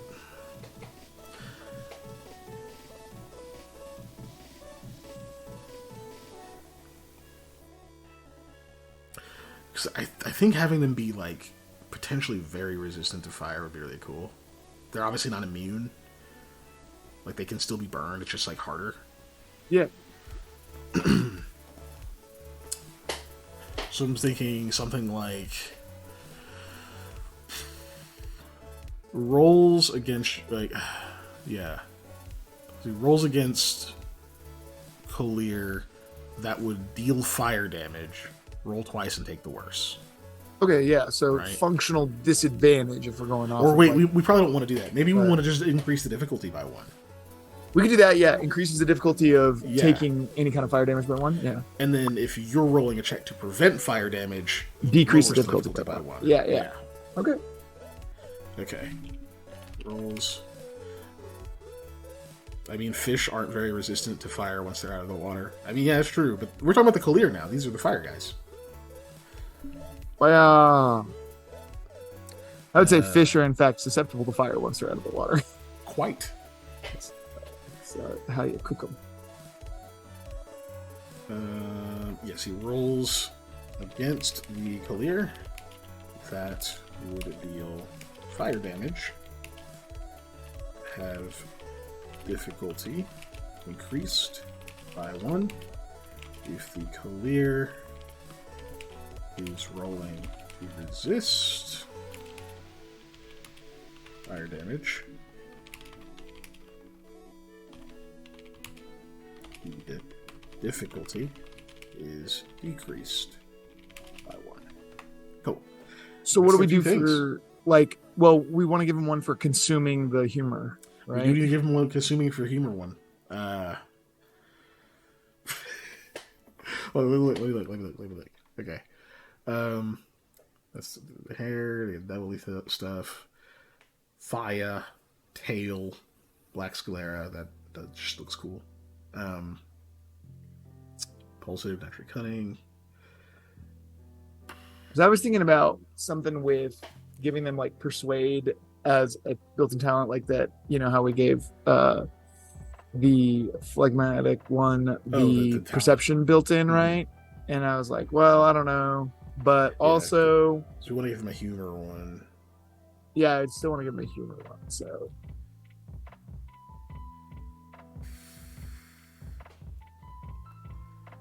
we could make the fire resistance humor based, where if they siren, at least take a humor, then they can... even the siren thing would be more the Fliega, which would be the Fliega, water people yeah, related to the so mirror. if they take a humor or a dose of humor or whatever, then they get the fire resistance instead of just naturally having it, and then we can also give them something smaller that's not that, but I don't know. Yeah, we could. Yeah, maybe make it. Yeah, maybe put. Because it's situational, it makes me want to just leave it on. Mm-hmm. You know, it is situational. I also just kind of wanted to leave it on because fire is such a not rare damage type, but it's not the only damage type you're going to be encountering. Yeah. So maybe if we could give them the consume and they get the bonus to a mind check, just like the Fliega got the bonus to a body check. That's a good. Just give them a bonus to a mind check. That works actually. Because they're supposed to be naturally clever. They're supposed to be like child prodigy people, you know. Copy and paste that, and then put choleric, the Kalir, mind related check.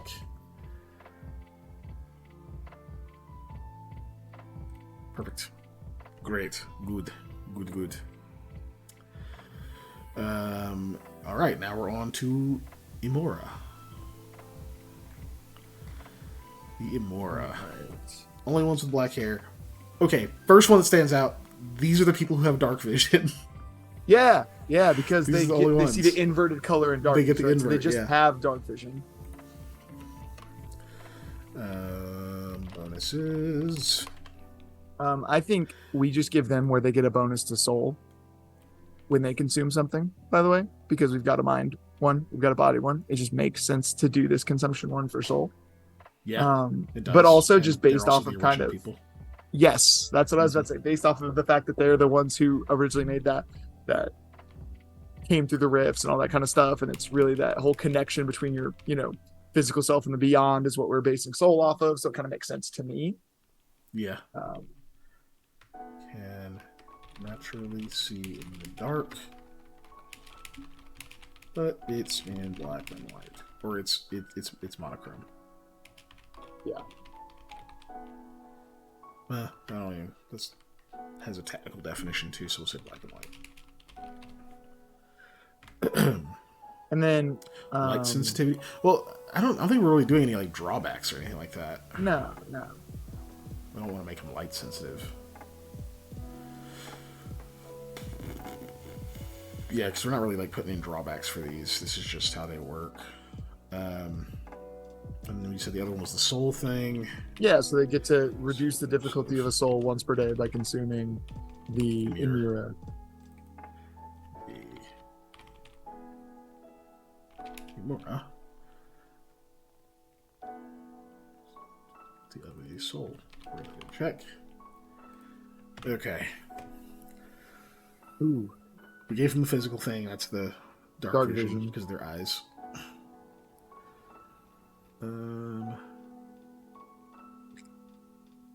Just the two? Well, I mean, we might have to go back and add other ones to the Sanguine or the Sangha and the Malak because we kind of upped the ante on what we sort of giving upped our people power here. scale a little bit, didn't we? Like being able to like heal HP is pretty big. Right? Oh, that is big, and being able to heal the condition tracker is also big, especially just bumping it like that.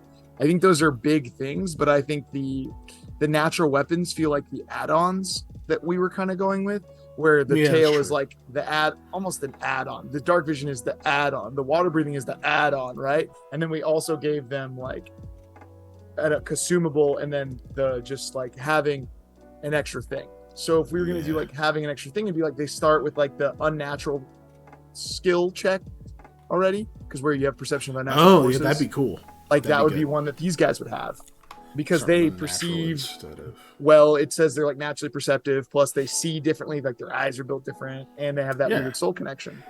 That's cool. I like that. Let's go. Where to go? I'll just copy this and change the wording. I like that. Imura. Oops. Begin play with talent rating in Unnatural. They can sense things.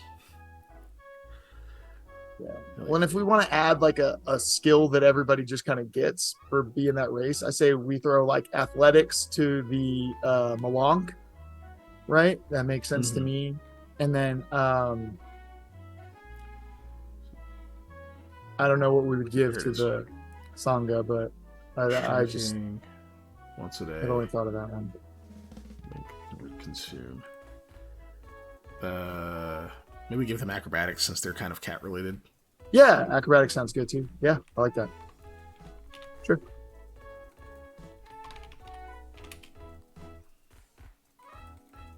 Talent rating in athletics. And where to go? Put that in Malonk, right? I did. Okay. So I need to like make these stand out more. I'll do it later. And then if the clear get a skill too, because they don't have a skill. They have the tail, they have fire damage resistance, and they've got the consumable. So if we're gonna give them one, it would probably be like persuade, I think. They are often impulsive and cunning. Yeah. What's our skills? I don't know, investigate, because I'm looking at mind skills specifically. Yeah. Blend in, deceive. I would say deceive is a cunning thing. Yeah, that's cunning. Yeah, deceive. Investigate. Yeah. Sharply clues from things found. Yeah. Yeah, deceive or investigate. Deceive fits the devilish flavor. Yes. Whereas investigate. The only other thing I would think of for that would be to give them a lore knowledge thing of their choice. True. But that feels weird. That feels weird for a race. I agree. You know what I mean? Yeah. So because races are not. Or if we want to go with a body skill, since everybody except Imura has a body skill, we give him sleight of hand. But it does make more use of the tail. Exactly. That's what I was thinking. It does make more use use your tail of the to tail. steal shit. Yes. You could use your tail to steal shit. That's pretty good. Oh man, those are hard. Those are actually all good choices.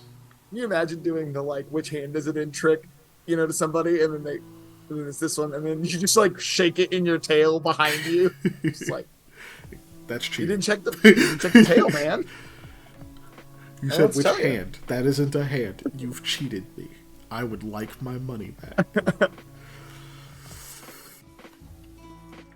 Just open their mouth, and all of a sudden, whatever is in their mouth too, and it's like, I gotcha. Let's go with investigate, because it is the most neutral of all of those. It is neutral. I agree. Right. That's kind of why I was proposing investigate, just because it's the only one that's like a mental skill that is not like roguey it's very just like, look, you can build anybody off of this. You just are good at extrapolating data, basically. Yeah, I think that's fair. I think that's very fair. Okay, we go. Am I in the Collier? I am. Collier. You can play talent rating in investigate. Boom. It's did.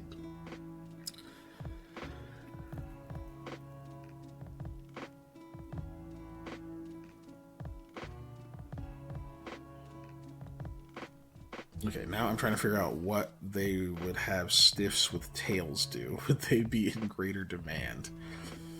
Maybe for certain things. I don't know how well a stiff would be able to operate the tail in like a they'd have to be pretty manner, fresh. Right? Yeah, they'd have to be pretty fresh. Yeah, I imagine a lot of those tails are getting used to repair other parts, right? Like just using the material. Gruesome, but there's some fucking weirdo who has a trophy wall of tails. Oh God, there's some fucking weirdo. He's like just like the unique body parts of like all of this. Like, this is the tail from the greatest Korea I ever made. Yes. Took him 7 years to break down. I kept this as a souvenir. And these horns from people are just like, kill this guy, kill him. I hate him. Instantly. Let's murder him. Yeah. That would also be an interesting like story arc, because there's like a weird serial killer who's taking like body specific things from people. He's trying to build like a unified like the one unified. That's his thing. He's trying to get like the best pieces he can of each thing to build a like single race of ultimate human. Yes, essentially. It's just like oof. It's like, hey, so you're fucked up, and we're gonna kill you now. No hard feelings. I mean, actually, you know what? Very hard feelings. I hate you. And then the guy's just like, no, ultimate power is within my grasp. Like, get that job from the college, and they're just like, we gotta stop him because that's wrong and fucked up. They're like, yeah, those things, and also the work is unsanctioned. So, not saying that we're not. I'm no comment on whether or not we're doing that here right now. Potentially. Shut up. Make sure you bring all of his research notebooks. notes. Yeah, I want all of his so that we know his crimes in full. It's imperative. Yep. And of course, one college member just in the back. And be sure to tell us if this ultimate human is thick or not. It's very important. If they are thick. I must know. Anyway. For academic purposes, I have to know if they're thick or not. It's like everyone else has like notes they brought to the meeting. He just has one question written. No, not even a question. It's just thick with 2 C's, a question mark, and then like boxes that say yes or no. It's just like hovering over each. No. I have to know. They've been gone 2 weeks. Why don't I have an answer? The pressing question of life. But are they thick though? How did you get on this committee? Oh my god. I love it so much. It's so silly. But cool. Now we know all the racial bonuses. So we got 8 minutes. Oh, excuse me. I burped. What happens on our next making a TTRPG? Yeah, that's what I was going to say. We need to figure that out. So, if we want to do something with drive and racial bonuses, we should maybe get that. We had said something else that I said, oh, we should talk about that next time. I don't remember what it was. Oh, how to harvest humors from other things. That's something I kind of want to figure out what our process for that is going to be. Because it's going to be some kind of check. It's going to be,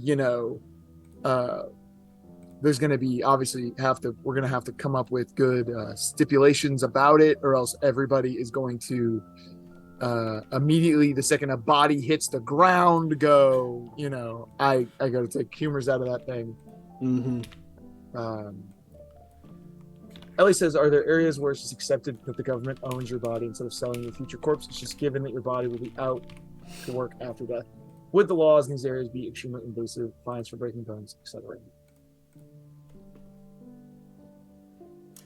Okay, so that's multiple questions. There are multiple questions. Are there areas where it's just accepted that the government owns your body? No.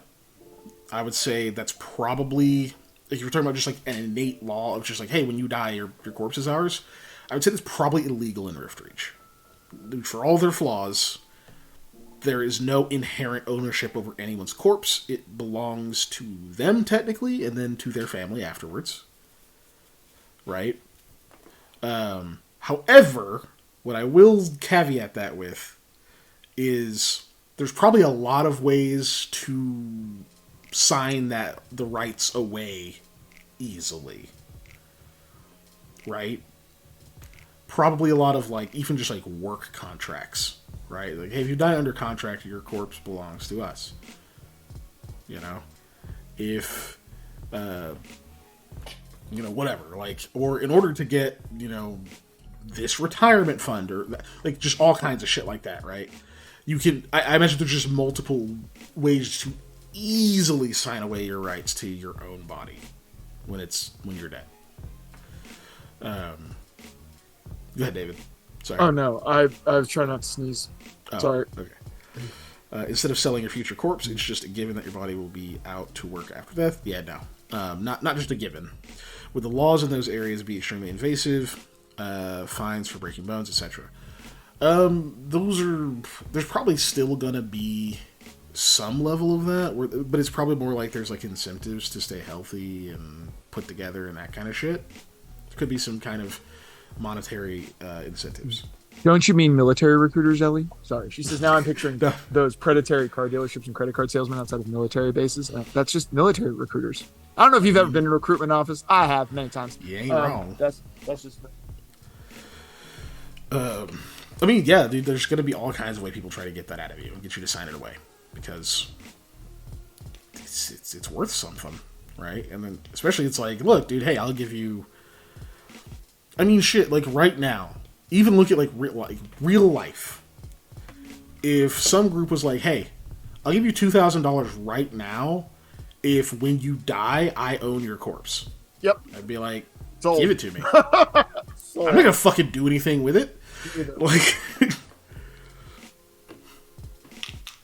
I mean, yeah. I'm not going to be, even with this $2,000, I'm not going to be rich enough to freeze myself. Fucking take it. Sold. I won't need it. I'll be dead. Yeah, exactly. If some weird shit happens before I die, where they're like, "Oh, hey, we could potentially bring you back in the future, so you can see the future," then I'll fucking buy it back or something. I don't know, or I won't, and I'll just be dead, and I'll be happy with it, or at peace with that. Once we have cyborg, body parts, man, all bets are off. Though. Right? Yeah. So, but to that end, yeah, there's lots of people signing that shit away, right? Most of the time, it's just it's just going to be some kind of incentive, probably wherever you work, or you could sell it to the government, whatever, right? Hey, we give you free health insurance if you sell your body. That's when you die. It's it's people are just okay, I'm going to get something out of it because I'm not going to be around. What the fuck's my family going to do with it? If they say we're going to give you free health coverage if you sell your body to us when you die, Yep. I'm not gonna believe that Bang. health cover is gonna be. Yeah, I know. I wouldn't believe that either. But I wouldn't believe that for 2 seconds. Listen, Right? we already live in an incredibly predatory healthcare system. It's not like they wouldn't already do that to you. Or it's like, or the healthcare. If the healthcare is fantastic and that's the deal, you know that work is gonna be horrible. Oh yeah, because they're trying to break you mentally so that you're a healthy corpse. Brutal work, yeah. That loses all its drive. They're like, sweet, yeah, got this fucking awesome body. Time to put that to work instead. Yep. Or sell it to these guys who really want to use it. But yeah, sorry. So figure out how humors are gathered. Yeah. That was one thing. Let me just put bullet points. Bullets. We know what monies are called in Shard. What are we calling monies? What is money called? There we go. We can add that to the list. I just didn't know if we had a name or not. That's what I was asking. I didn't have a name. Monies. Dingo dollars. Blibbles. The correct term is dollary dues, sir. Dollary dues. Double bucks. Yeah. So how are humors gathered? What is money called? That's just here mostly so that I think of something. Because that's not a mechanic. It's not, but that's okay. What is money called? Potential drive-related racial abilities. Yeah. Since we talked about that, and then we were like, no, we got to finish these before we do the new one. Yeah. Did I spell that right now? I felt that.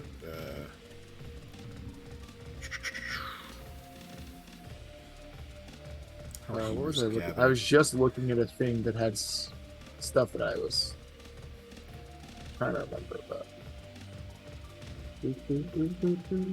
So I think for the How Are Humors Gathered topic, I think we first have to do the big conversation of what a dose can do. Yes. Okay. You know?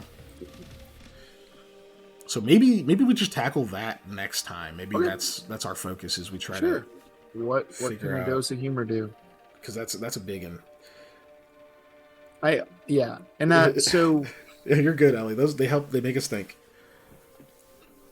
So things, not necessarily for next time, but things we still have to figure out is we still got to figure out stuff with boons and talents. Yes. Because we got to kind of figure out distinctions between those, what each of those can do, regenerating abilities. Because we just talked about like, we'll be able to recover some abilities on each rest, but we still haven't gotten in the weeds of those. So that's something we still have to understand, I suppose. Do we go classes before boons and talents? That's what I was about to ask you. Yeah. I was about to ask you, do we do boons and talents first so that we can understand what we kind of want to give to each class, or do we want to do classes so we can understand what we need to put in boons and talents? I think we do classes first. I'm starting to get kind of an order of operations of what we need to. That's what I want to figure out real quick, is what our order is, so we know what kind of stuff we need to do until we can make a workable playtest doc that we can send out to people. What does each dose of humors do? How does each dose translate to supernal primal force? That's kind of the question that needs to be answered. Once we know that, then we can ask how are humors gathered. Right. What is money called? What is money called? I'm just gonna put that at the top, just because that's just a question I just need to answer. It doesn't have to be anything crazy. Okay. What does each of the humors do? How does the placeholder right now can literally just be monies, but true. Once we come up with monies, how are humors gathered? Potential drive-related racial abilities.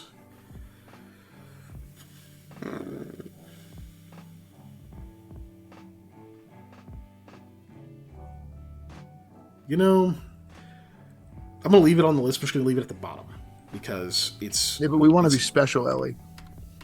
So I should say gold tends to be pretty standard for monies. So we want to be special. Yeah. Okay, so we do. So not boons and talents yet. We do classes. What do I also classes feel like they would have paper money, but then we still have to have a name for our paper money, Ellie. Yeah. Boons and talents. Okay, so Humours, I think, is the last like big piece that feeds into everything that needs to get answered before we can answer what the classes do. Mm-hmm. So Humours next time, and hopefully we get through it in enough time that we can then go through. We can go like figure out how they're gathered and that kind of stuff. Or it might be one of those things where we hit like a roadblock and go, okay, we need to figure out how they're gathered.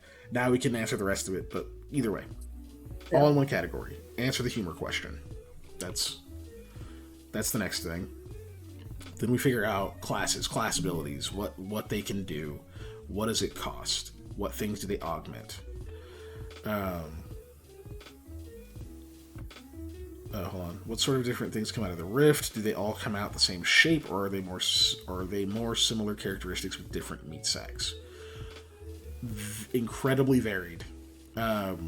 Basically, things coming out of the rift can be technically from either chaos or technically the unknown, right? Rifts are formed because of the unknown, but they're essentially things that come out of the rift are things that would otherwise have gone all the way into the unknown. This is their last stop. So all kinds of shit. Other people, weird monsters. We haven't got into the specifics yet, but that is going to be a thing we do have to get into. So yeah, what sort of things come out of the rift is another deal. But first, so let me see. Classes. What do classes do? Boons and talents needs to be addressed. Once that stuff is done, once we figure out what classes do, like what all classes encompass, and then we start figuring out some boons, like what boons and talents are, and get some examples, then we can actually build characters. Yes. Cool. So that's that. So after that, I guess to kind of address what Ellie's talking about, what comes out of the rifts? Looking at monsters mostly here, right? That's, I think, where we're going to end up diving into how monsters are built. Because yes, the goal was to put the onus on the narrator with some examples and stuff to be like, look, here are some base frames. You can augment them by... These are how these augmentations work if you want to create your monsters. Yes. Which is also going to be a huge thing. That's going to be a big project as part of this.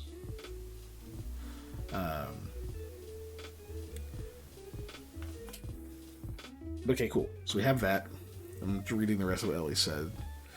Gold tends to be pretty standard. Feel like that's paper money. Do not do the fucked up shit that J.K. Rowling did with the wizard money system. I know it was supposed to be a parody, but no. I didn't even try to pretend to understand that in there. I did not say which humor I most identified with. There's still a lot of cool here, honestly. So, I say we just call money commodity. Sorry. Commodity. I'm literally looking up Income. old money stuff. I'm literally just looking up old money stuff right now. I'm looking up paper money in the early days. Bills. They're banknotes. I mean, that's what they are. That's what money Notes. is. But notes was one of the things I was thinking of. We could just call them. I am abreast with currency. Currency. Good things sometimes come out of rifts. Does the military have a shoot-on-sight policy just in case in Area 51? Good things can come out of rifts. It's just very rare. So typically, yes. I would say what probably is if a rift forms inside of Rift Reach, especially in a city, whatever's coming out of it's getting absolutely demolished. Not gonna wait. Like there's almost no chance a rift opens in a city, something comes out, and they don't immediately kill it. Like, it could be, just because of the potential risks, it could literally be just like a normal-looking dude running out screaming, "Help me," and they're gonna gun him the fuck down. Because he might not actually be a dude. Not a dude at all. Like, Yeah. Guys, I got the perfect plan this time. We're going to send Jim in, and he's going to be disguised as a human, and he's gonna run up and be like, "Help me! Help me! Help me!" Oh, what happened, Jim? They fucking shot. Right? Well, because it's like they don't have time to study these things, and they could be literally anything. Yeah, and could be very terribly dangerous. Yeah. It could even be a boat. They could like run into a person and fucking Majin Buu absorb them, and just be like, "Oh, thanks for your help," and just start fucking absorbing people. And they'd be like, "Well, shit, didn't shoot him fast enough." No. Now we have a Cell situation. Now I want like a fucking 1950s Chris Craft to come out of the fucking the rift. Just like, it appears to be some kind of vessel, sir. Do we still shoot it? Right? Yeah, we do. Bring me the howitzers. Evacuate cannons. Times for cannons. Blown up.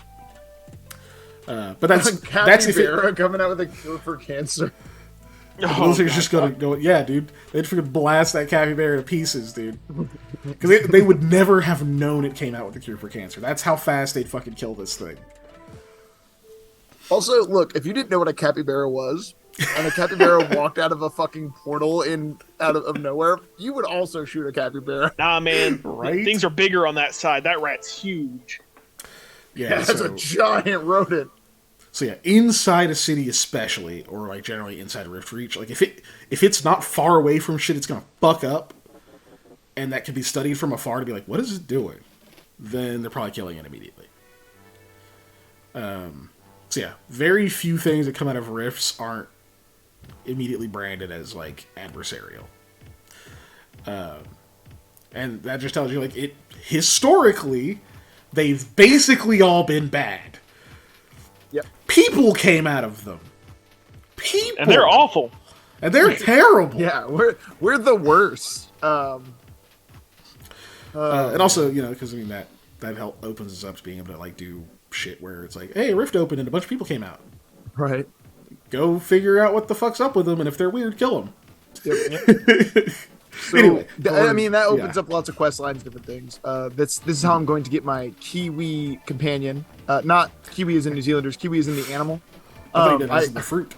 Yeah, I get a fruit companion. No, I want the bird. But anyways, no, it is. It's actually the fruit, but it has bird legs and exactly.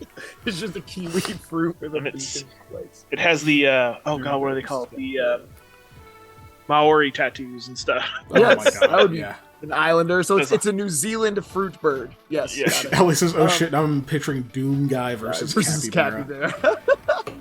Oh my god, yeah. If Doom Guy comes out of one of the fucking rifts, everybody's in trouble, dude. We get a mod that replaces all because he probably gets shot too in Doom with capybaras. Yes. Doom Guy comes out, like, immediately gets shot at, and then just everyone dies. Okay. We're doing the thing. This is my obligatory time to remind everybody that we have a Facebook, an Instagram, and a Twitter. It is all Unnatural_1S. We also have a YouTube where all of the replays of our episodes go up. Our extra long session from 4th of July week last week was up yesterday. It took a little bit longer to upload because it is long, but it is good. Go watch it. And the first hour is us goofing off for the most part. Would you like to learn random facts about the Revolutionary War that were not researched and remembered off the top of my head? Man, they're in there. I did cut off most of the goofing off. Oh, did you? Just because, I cut off. It was a special thing for stream. It was. So it was for our stream people. But it was a really good session. It was extra long. We got that. We still pinned in the chat is our Discord, and then we also have a Patreon where we have cool hangouts once a month. And Panda puts out a podcast that I still haven't listened to because I was on the road when your podcast came out. It's good. I will listen to it. I'm gonna listen to it. I promise. I just literally was in St. Louis and Chicago and was not able to. So people have been enjoying it. Since Ellie's still here, Ellie, do not let Panda forget he owes you another podcast before the month is over. Also, I still see the post. I'm gonna check with Molly, but we'll probably do this Saturday afternoon, if that's good with you, or evening, I guess. If that's good with you, I'll double check with Molly. But since you said everything's good, that sounds solid to me. Okay, thank you everybody. We really appreciate you. Same time, same place next week. But we'll be playing Into the Storm. Into the Storm. Time for mine. You guys going into the mine? You want a game, White Wolf? The children crave the mine. Yeah, we're ready. Yearn for the coal mines. Oh God.